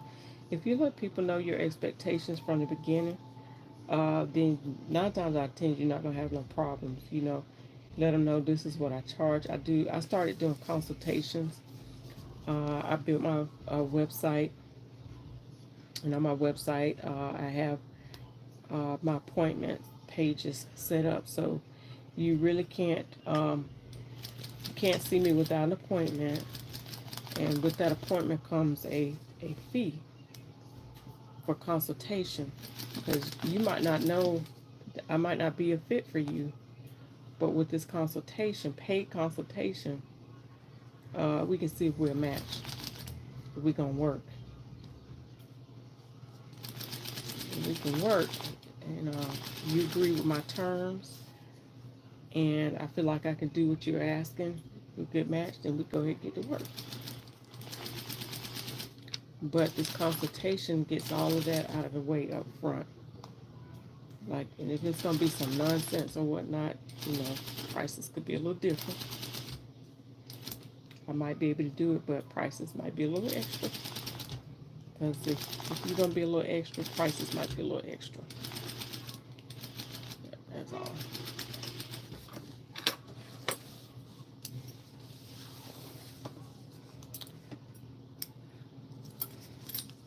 Alright. So that's how I stitched that on. It looks more on the camera, but it really isn't. It's like a quarter of an inch seam allowance. So I'm gonna go ahead and top stitch, understitch that on the lining. Okay, you couldn't even see that, could you? You're probably looking at me. I didn't mean for that to happen.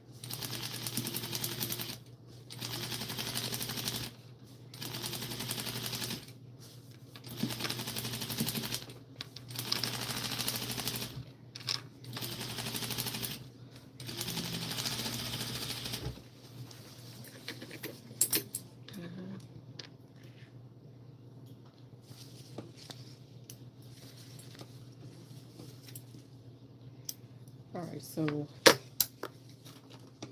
what was that popped off?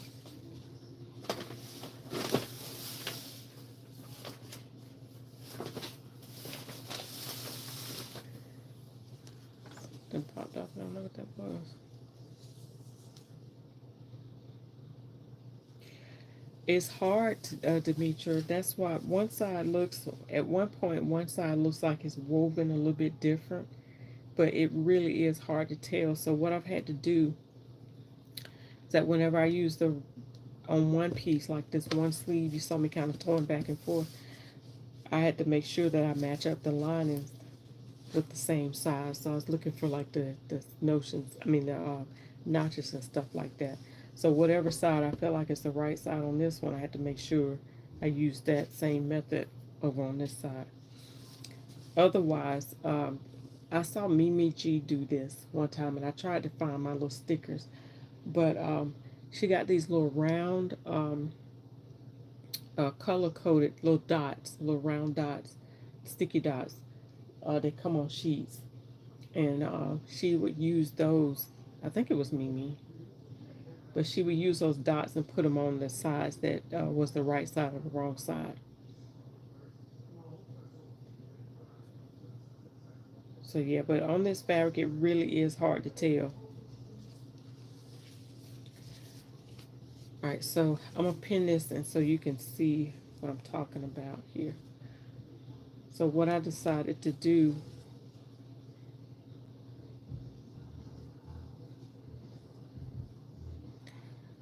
all right, so mm,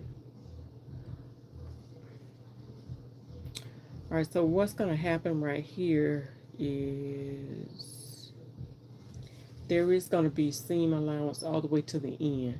All right, so normally, let me do it like this. I could do it like this and sew this up and sandwich. Go ahead and set the sleeve in and sandwich this in like this. And that'll clean up the edges of the fabric so you won't see any of the seam on the sleeve.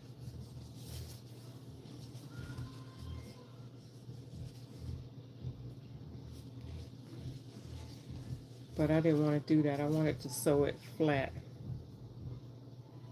I mean, I don't mind sewing the sleeve set in. I might do that so it won't look uh, messy.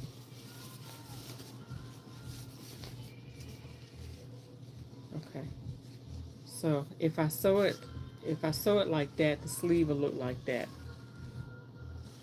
So she lifts up her arm or whatnot, then you won't see any seam allowance. It'll be closed in. I could do it like that.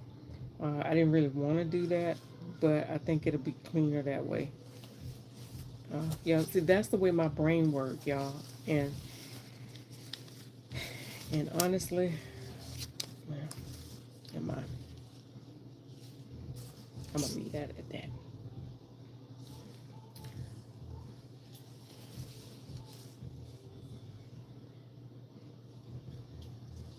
All right, so I'm gonna pin this across here so you can see how the lining behaves when it's cut a little bit shorter, or when it's sewn a little bit shorter. I don't know, y'all. I might just go ahead and, because it's the little details like that that cost extra, right? Because it takes more time to do stuff like that.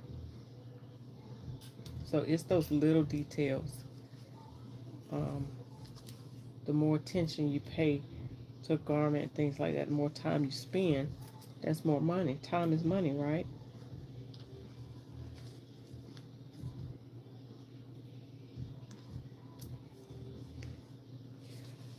All right.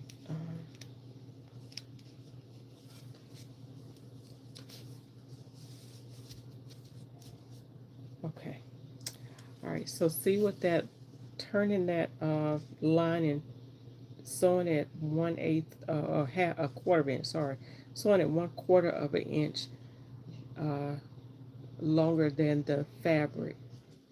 It caused that lining to be shorter, which makes it pull the fashion fabric in towards the lining because it's shorter.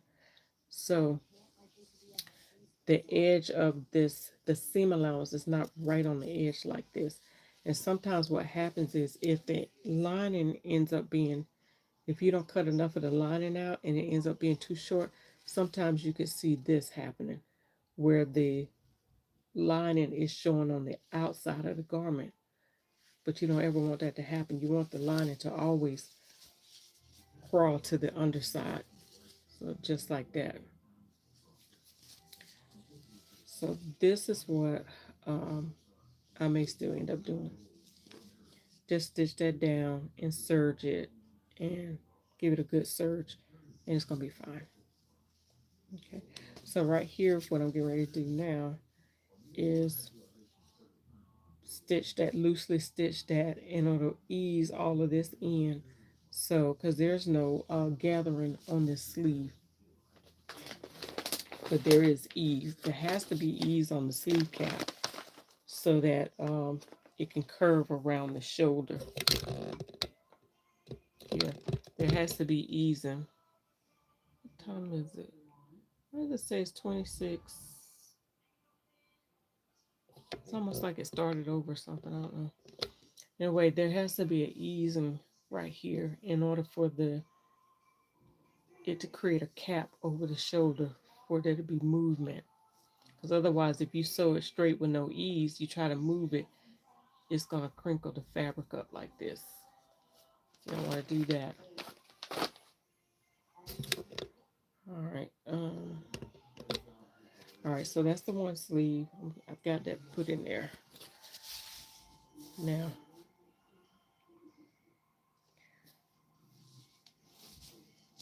so I'm pinning this, make sure I did this right.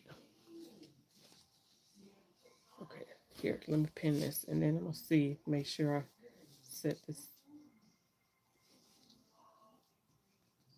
sleeves right.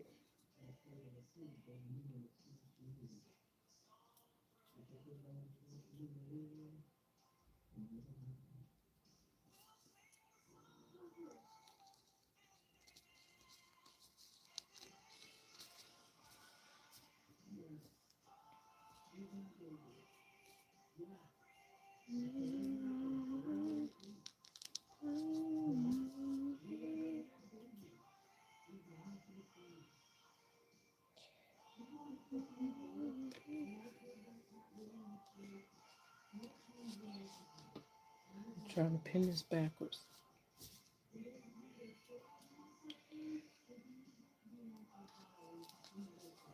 I'm trying to do is pin this so I could flip this over to see if I did it the right way. All right, so make sure that okay, so yeah. Wait, let me double check. Make sure I ain't clip one side wrong. Okay, so yeah. All right, so that's right. When I stitch this,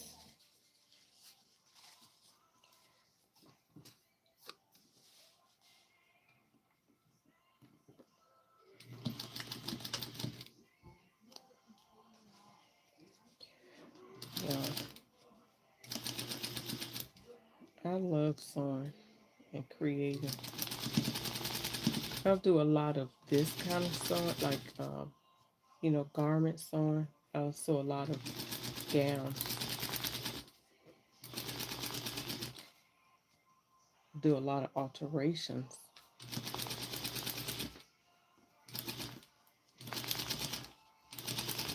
Trying to be careful because I can manipulate that fabric.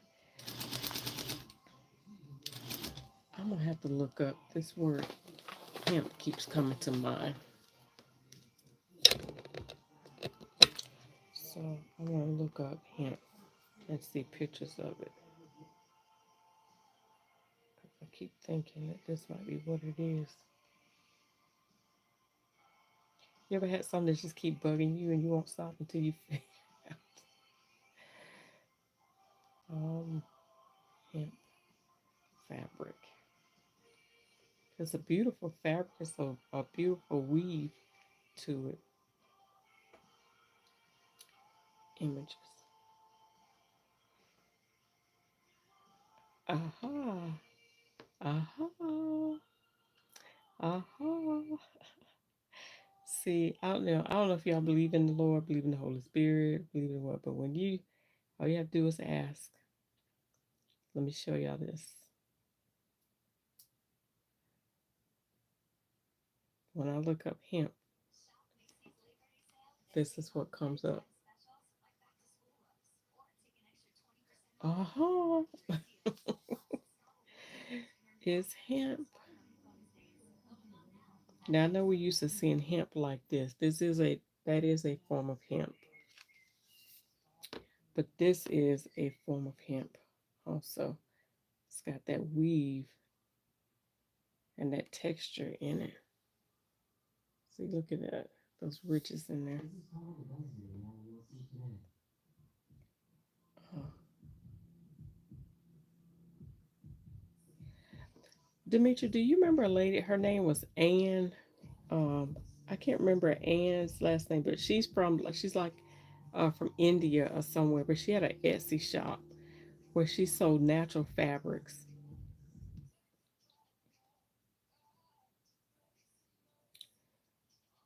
Um,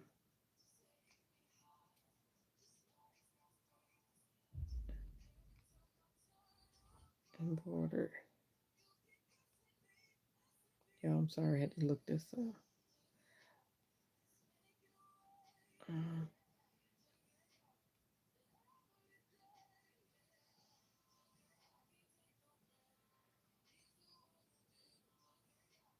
I can't get my cursor to. uh, Okay, well, if you won't move over, then I will. You remember her? I can't think of her last. I can see her face. Um, but she would make all her fabrics. Looks like it was Anne's Treasury or Anne, something like that. Um,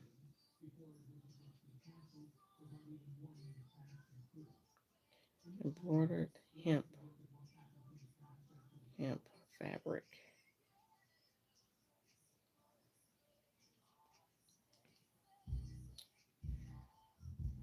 Images.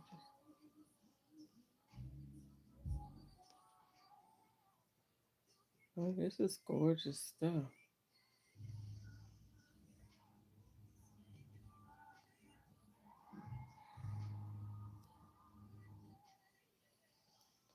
Now look at, why does it keep going to that? Don't do that. Okay, anyway, it got out of it. Oh, look up embroidered hemp fabric. All right, I feel like that's what this is.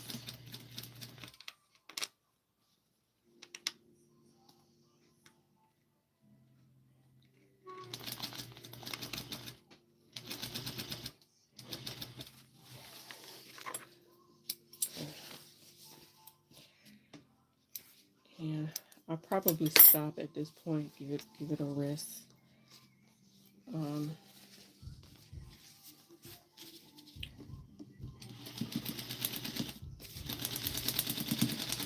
I am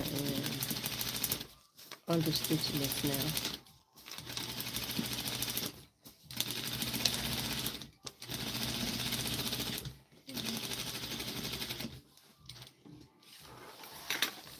Okay. Oh, yeah, I forgot y'all. Look at me, sorry. Alright. So I just love this. It's so pretty. It's very expensive. So what I'm gonna do right now is I'm gonna go ahead and press this sleeve. I'm gonna go ahead and pin this one like I did the other one.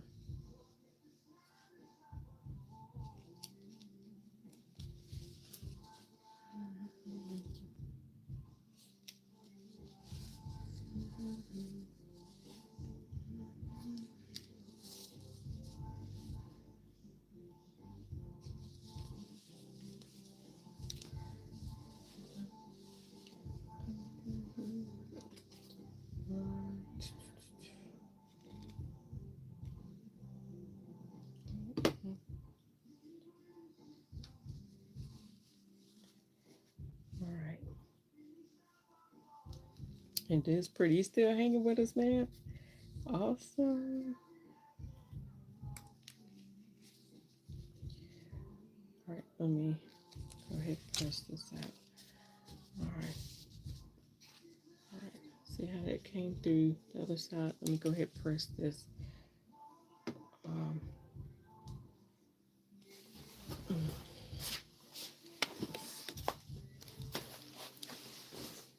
things popping.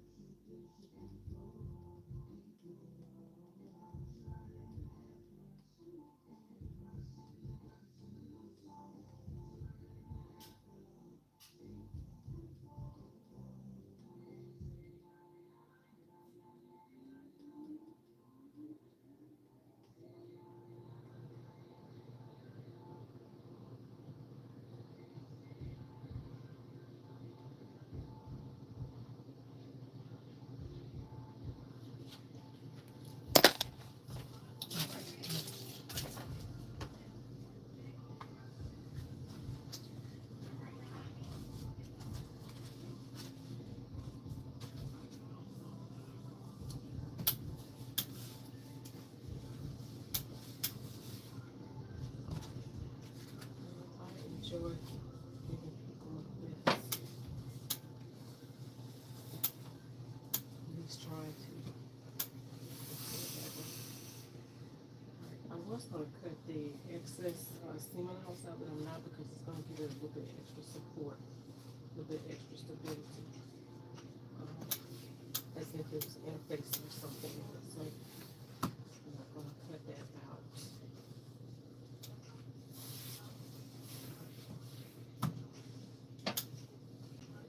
Just to support it needs.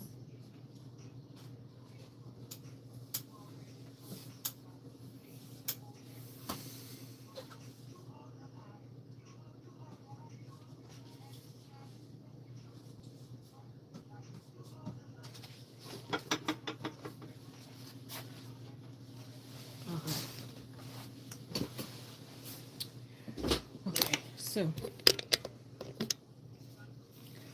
all right, it's all pressed and everything.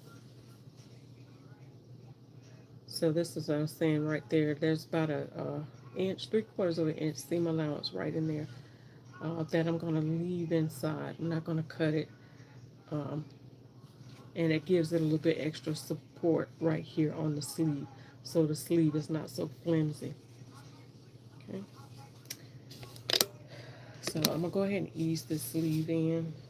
Get this in here. And then I'm going to give it a rest. I was hoping to be able to go ahead and finish this. I might even get back up a little bit later in the morning.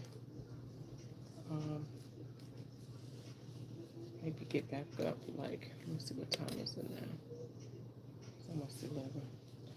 I might get back up maybe about 2, 3. Work on it. I was really hoping to get both of these dresses done. Because I really need to focus on those 2 mother's dresses. Alright, so what I'm going to do here is start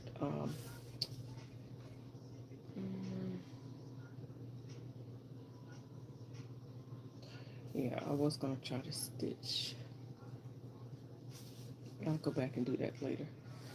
So I'm going to start where the notches are, just a little bit past the notches. I don't like to do double stitches. Some people do. I find with my machine, I don't have to a lot of times. I have to do double rows to ease. I'll put my, I'm using my industrial DDL 8700. So I'll put the stitch length on 5, which is the longest stitch it has. And then I'll go ahead and it'll automatically kind of ease or gather. And instead of 5/8 of an inch, I ease or gather on the 1/2 inch. So it's within the seam allowance when I actually get ready to stitch it. So I'm just careful to, once I get around those curves, that I make sure that it's within the 1/2 inch seam allowance. So when I get ready to sew my 5/8 of an inch, it will capture the stitching from the from the easing.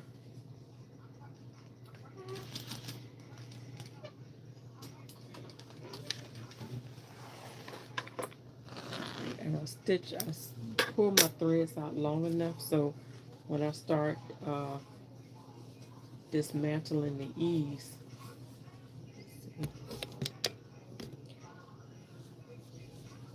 all right. Good night, Kathy. All right, so going ahead and dispersing the ease, evenly dispersing the ease. Most of the ease should be at the cap of the sleeve. You see how right there at the shoulder, that's the shoulder. So most of the ease should be right in there. Shouldn't be gathered because this particular pattern is not gathered, but it's eased. So it should form like that. So that's giving your shoulder room to move in. Thanks, Demetra.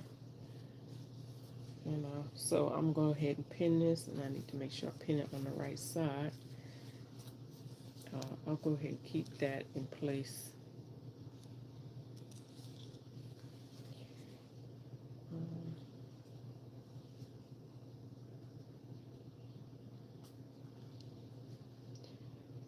Go ahead and keep that together.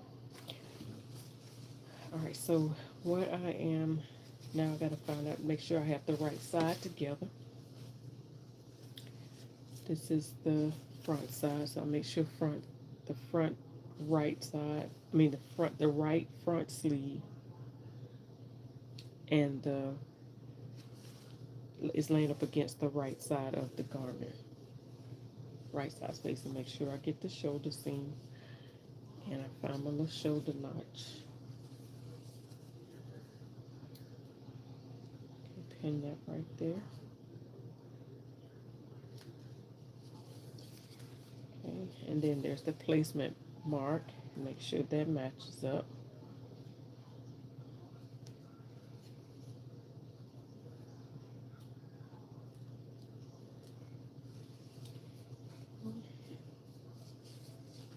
And there's the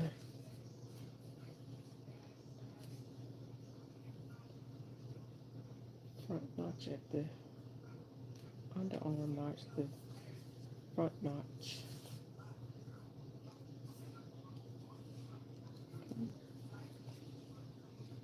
Pin all that together. So now I get to work all of this in. Let me go ahead and get it all pinned up. Go ahead and pin the back side of the sleeve too.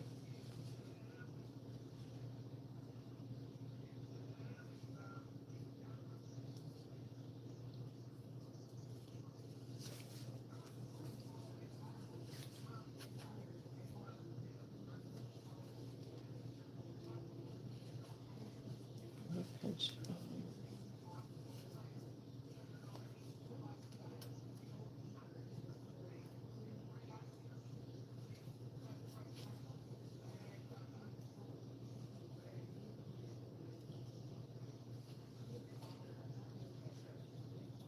Sometimes it can be a challenge trying to get the sleeve. That's why I like to work in the flat method, because I can disperse the ease. I can work with it better in the flat.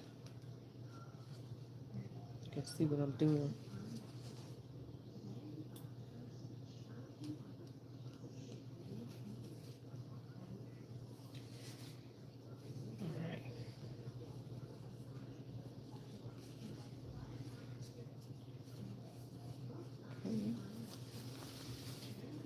So now, sometimes when you do it, it looks like it's going to be eased. It looks like it's going to be gathered in there. Looks like it's going to be too much. But you have to really work with those gathers and the ease and manipulate them. Because you got to remember you're coming around a curve. So a lot of times if you fold this, bend this over like this, those gathers are going to conform to the curve. And that's what they're there for.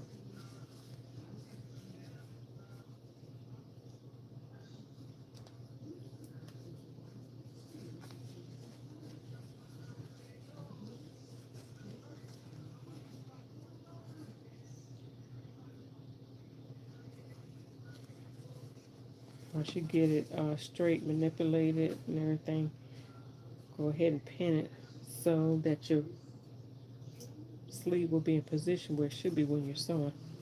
And one thing I like to do is I like to sew with the sleeve side down because it does have all the easing and the gather. The most for the majority of the times I do. Sometimes I do it from the top so I can uh, force the sleeve to fit like it should in there. But most of the time I like to sew with the sleeve down, the gather side or the ease side down because I let the machine manipulate the sleeve. So see right in there, I'm easing that in. See how those gathers are working out, the E-stitches working out. Now, sometimes the sleeve want to kind of move and ride and you still have to kind of play with it and make sure it behaves and do what it need to do. Now notice I'm kind of pulling on this a little bit because what I do realize is that because of the way the character of this fabric, it could have stretched. Either this side could have stretched a little bit or I could have made this um, tighter by stitching it.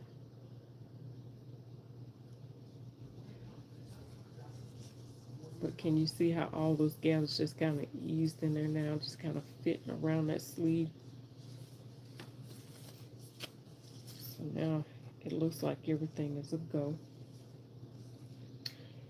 When you do it like this, you really don't even have to clip. Like we've been taught, I don't know if you've been taught like this, that it clip around those curves to make everything fit.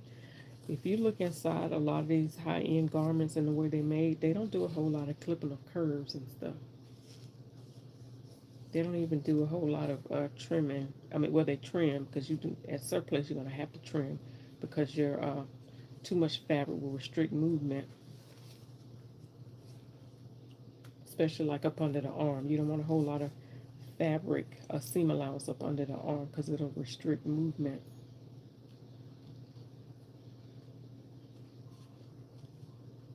Um,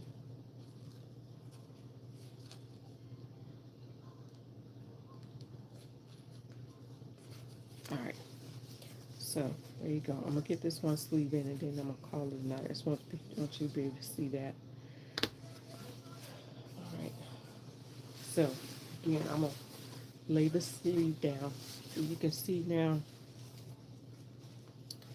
You can see it a little bit better how everything looks like it's kind of fitting in there. If you don't see any gathers, you see easing, but you don't see gathering like it was earlier. Okay, so I'm gonna go here and have to be careful as I sew this that it won't have it'll have a tendency to want to gather up. But the reason why I do it with the fuller side on the bottom, the ease side or the gather side on the bottom, is because the bottom has feed dogs. The machine, the plate, sit like this. See, the plate has feed dogs, and those as it's sewing, those teeth or the feed dog is feeding the fabric underneath faster than the fabric on the top. So it's manipulating that fabric under the bottom. So because there's more fabric under the bottom here, it'll feed that fabric faster and it'll cause it to line up with the fabric on the top. That makes sense. So it'll cause, basically it's causing the fabric, it's causing the excess fabric to catch up with the limited fabric on top, if I can say it that way. All right, I'll change my stitch length back to 3. So, and I'm going to make sure that when you stitch, you also want to stitch in the shape that it is. So wherever curve is, you want to stitch in the curve. You don't try not to stitch on the straight because you help it keep it shaped like that.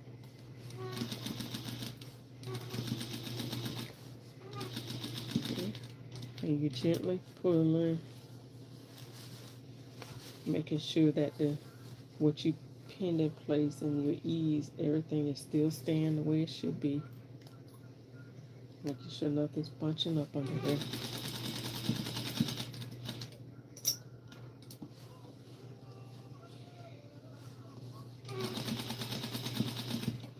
I'm ready for another class now. Okay. So notice that I'm curving and making sure that the fabric underneath is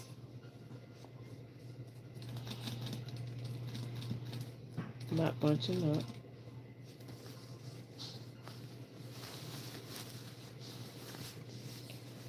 So now you can kind of see why I like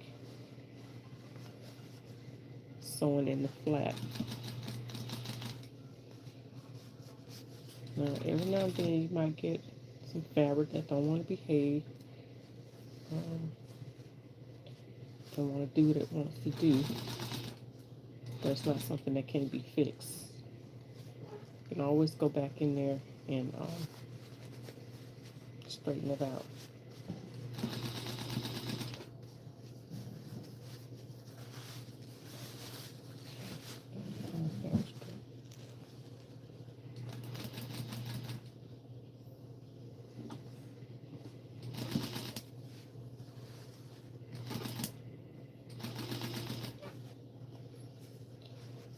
The whole key is about manipulating the fabric. You keeping control of the fabric and not letting the fabric control you. And remember to sew on the curve where there is a curve.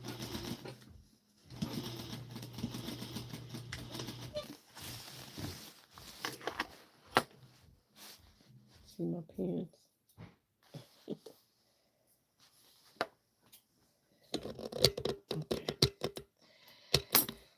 Okay, so let's see how that came out. I'm gonna turn it around to the back side so you can see first.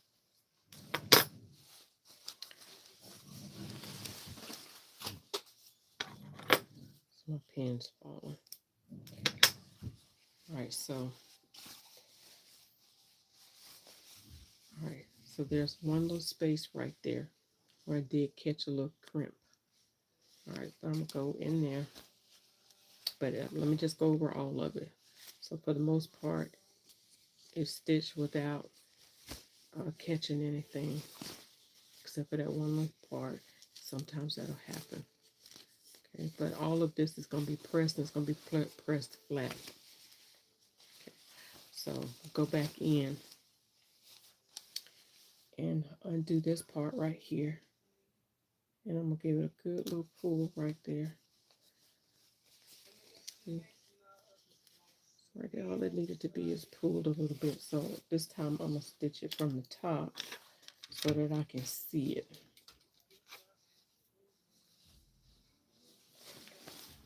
So I can manipulate that stitch right there in that area.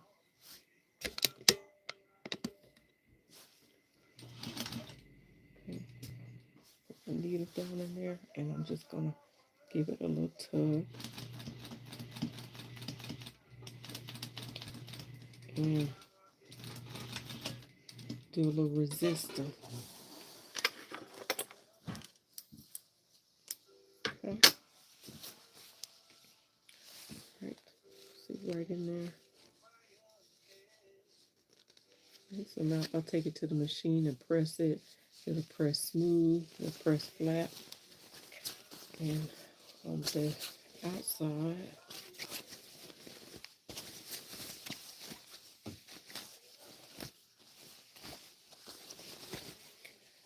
see, you got a nice smooth stitch.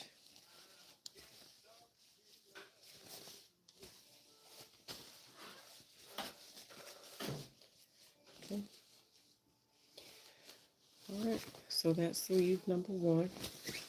And so now when I get ready to, after I press that and I serge that up, then this is what I was talking about, stitching this all in one. I'll stitch that all up. See, I already stitched part of it. I stopped right there because I wanted to join the sleeve in the flat method. So I'll go ahead and finish and stitch that all the way out. Serge that, and that's done.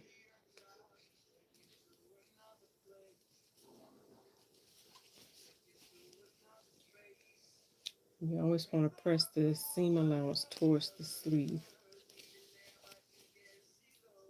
especially right because of the and I'm gonna trim that out, trim some of the excess out, especially right in here. I tend to like to leave some of this at the sleeve cap, because what that does is give it a little bit of sleeve, kind of, it's not a shoulder pad, but a little sleeve cap. It allows that, to sit up a little bit. See how that's rounded out?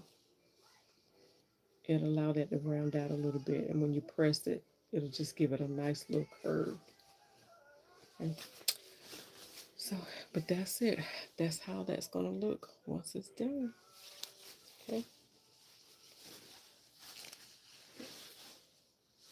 All right, y'all. So that's the one sleeve. All right. So thank you all for watching. Um,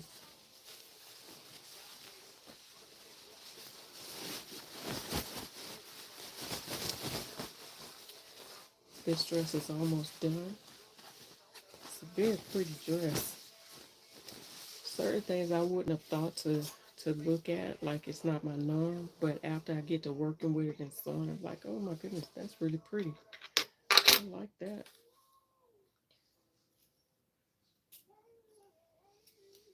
All right.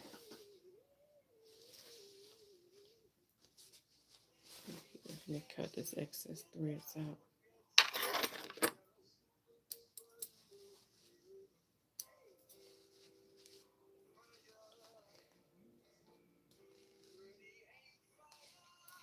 All right, that's it.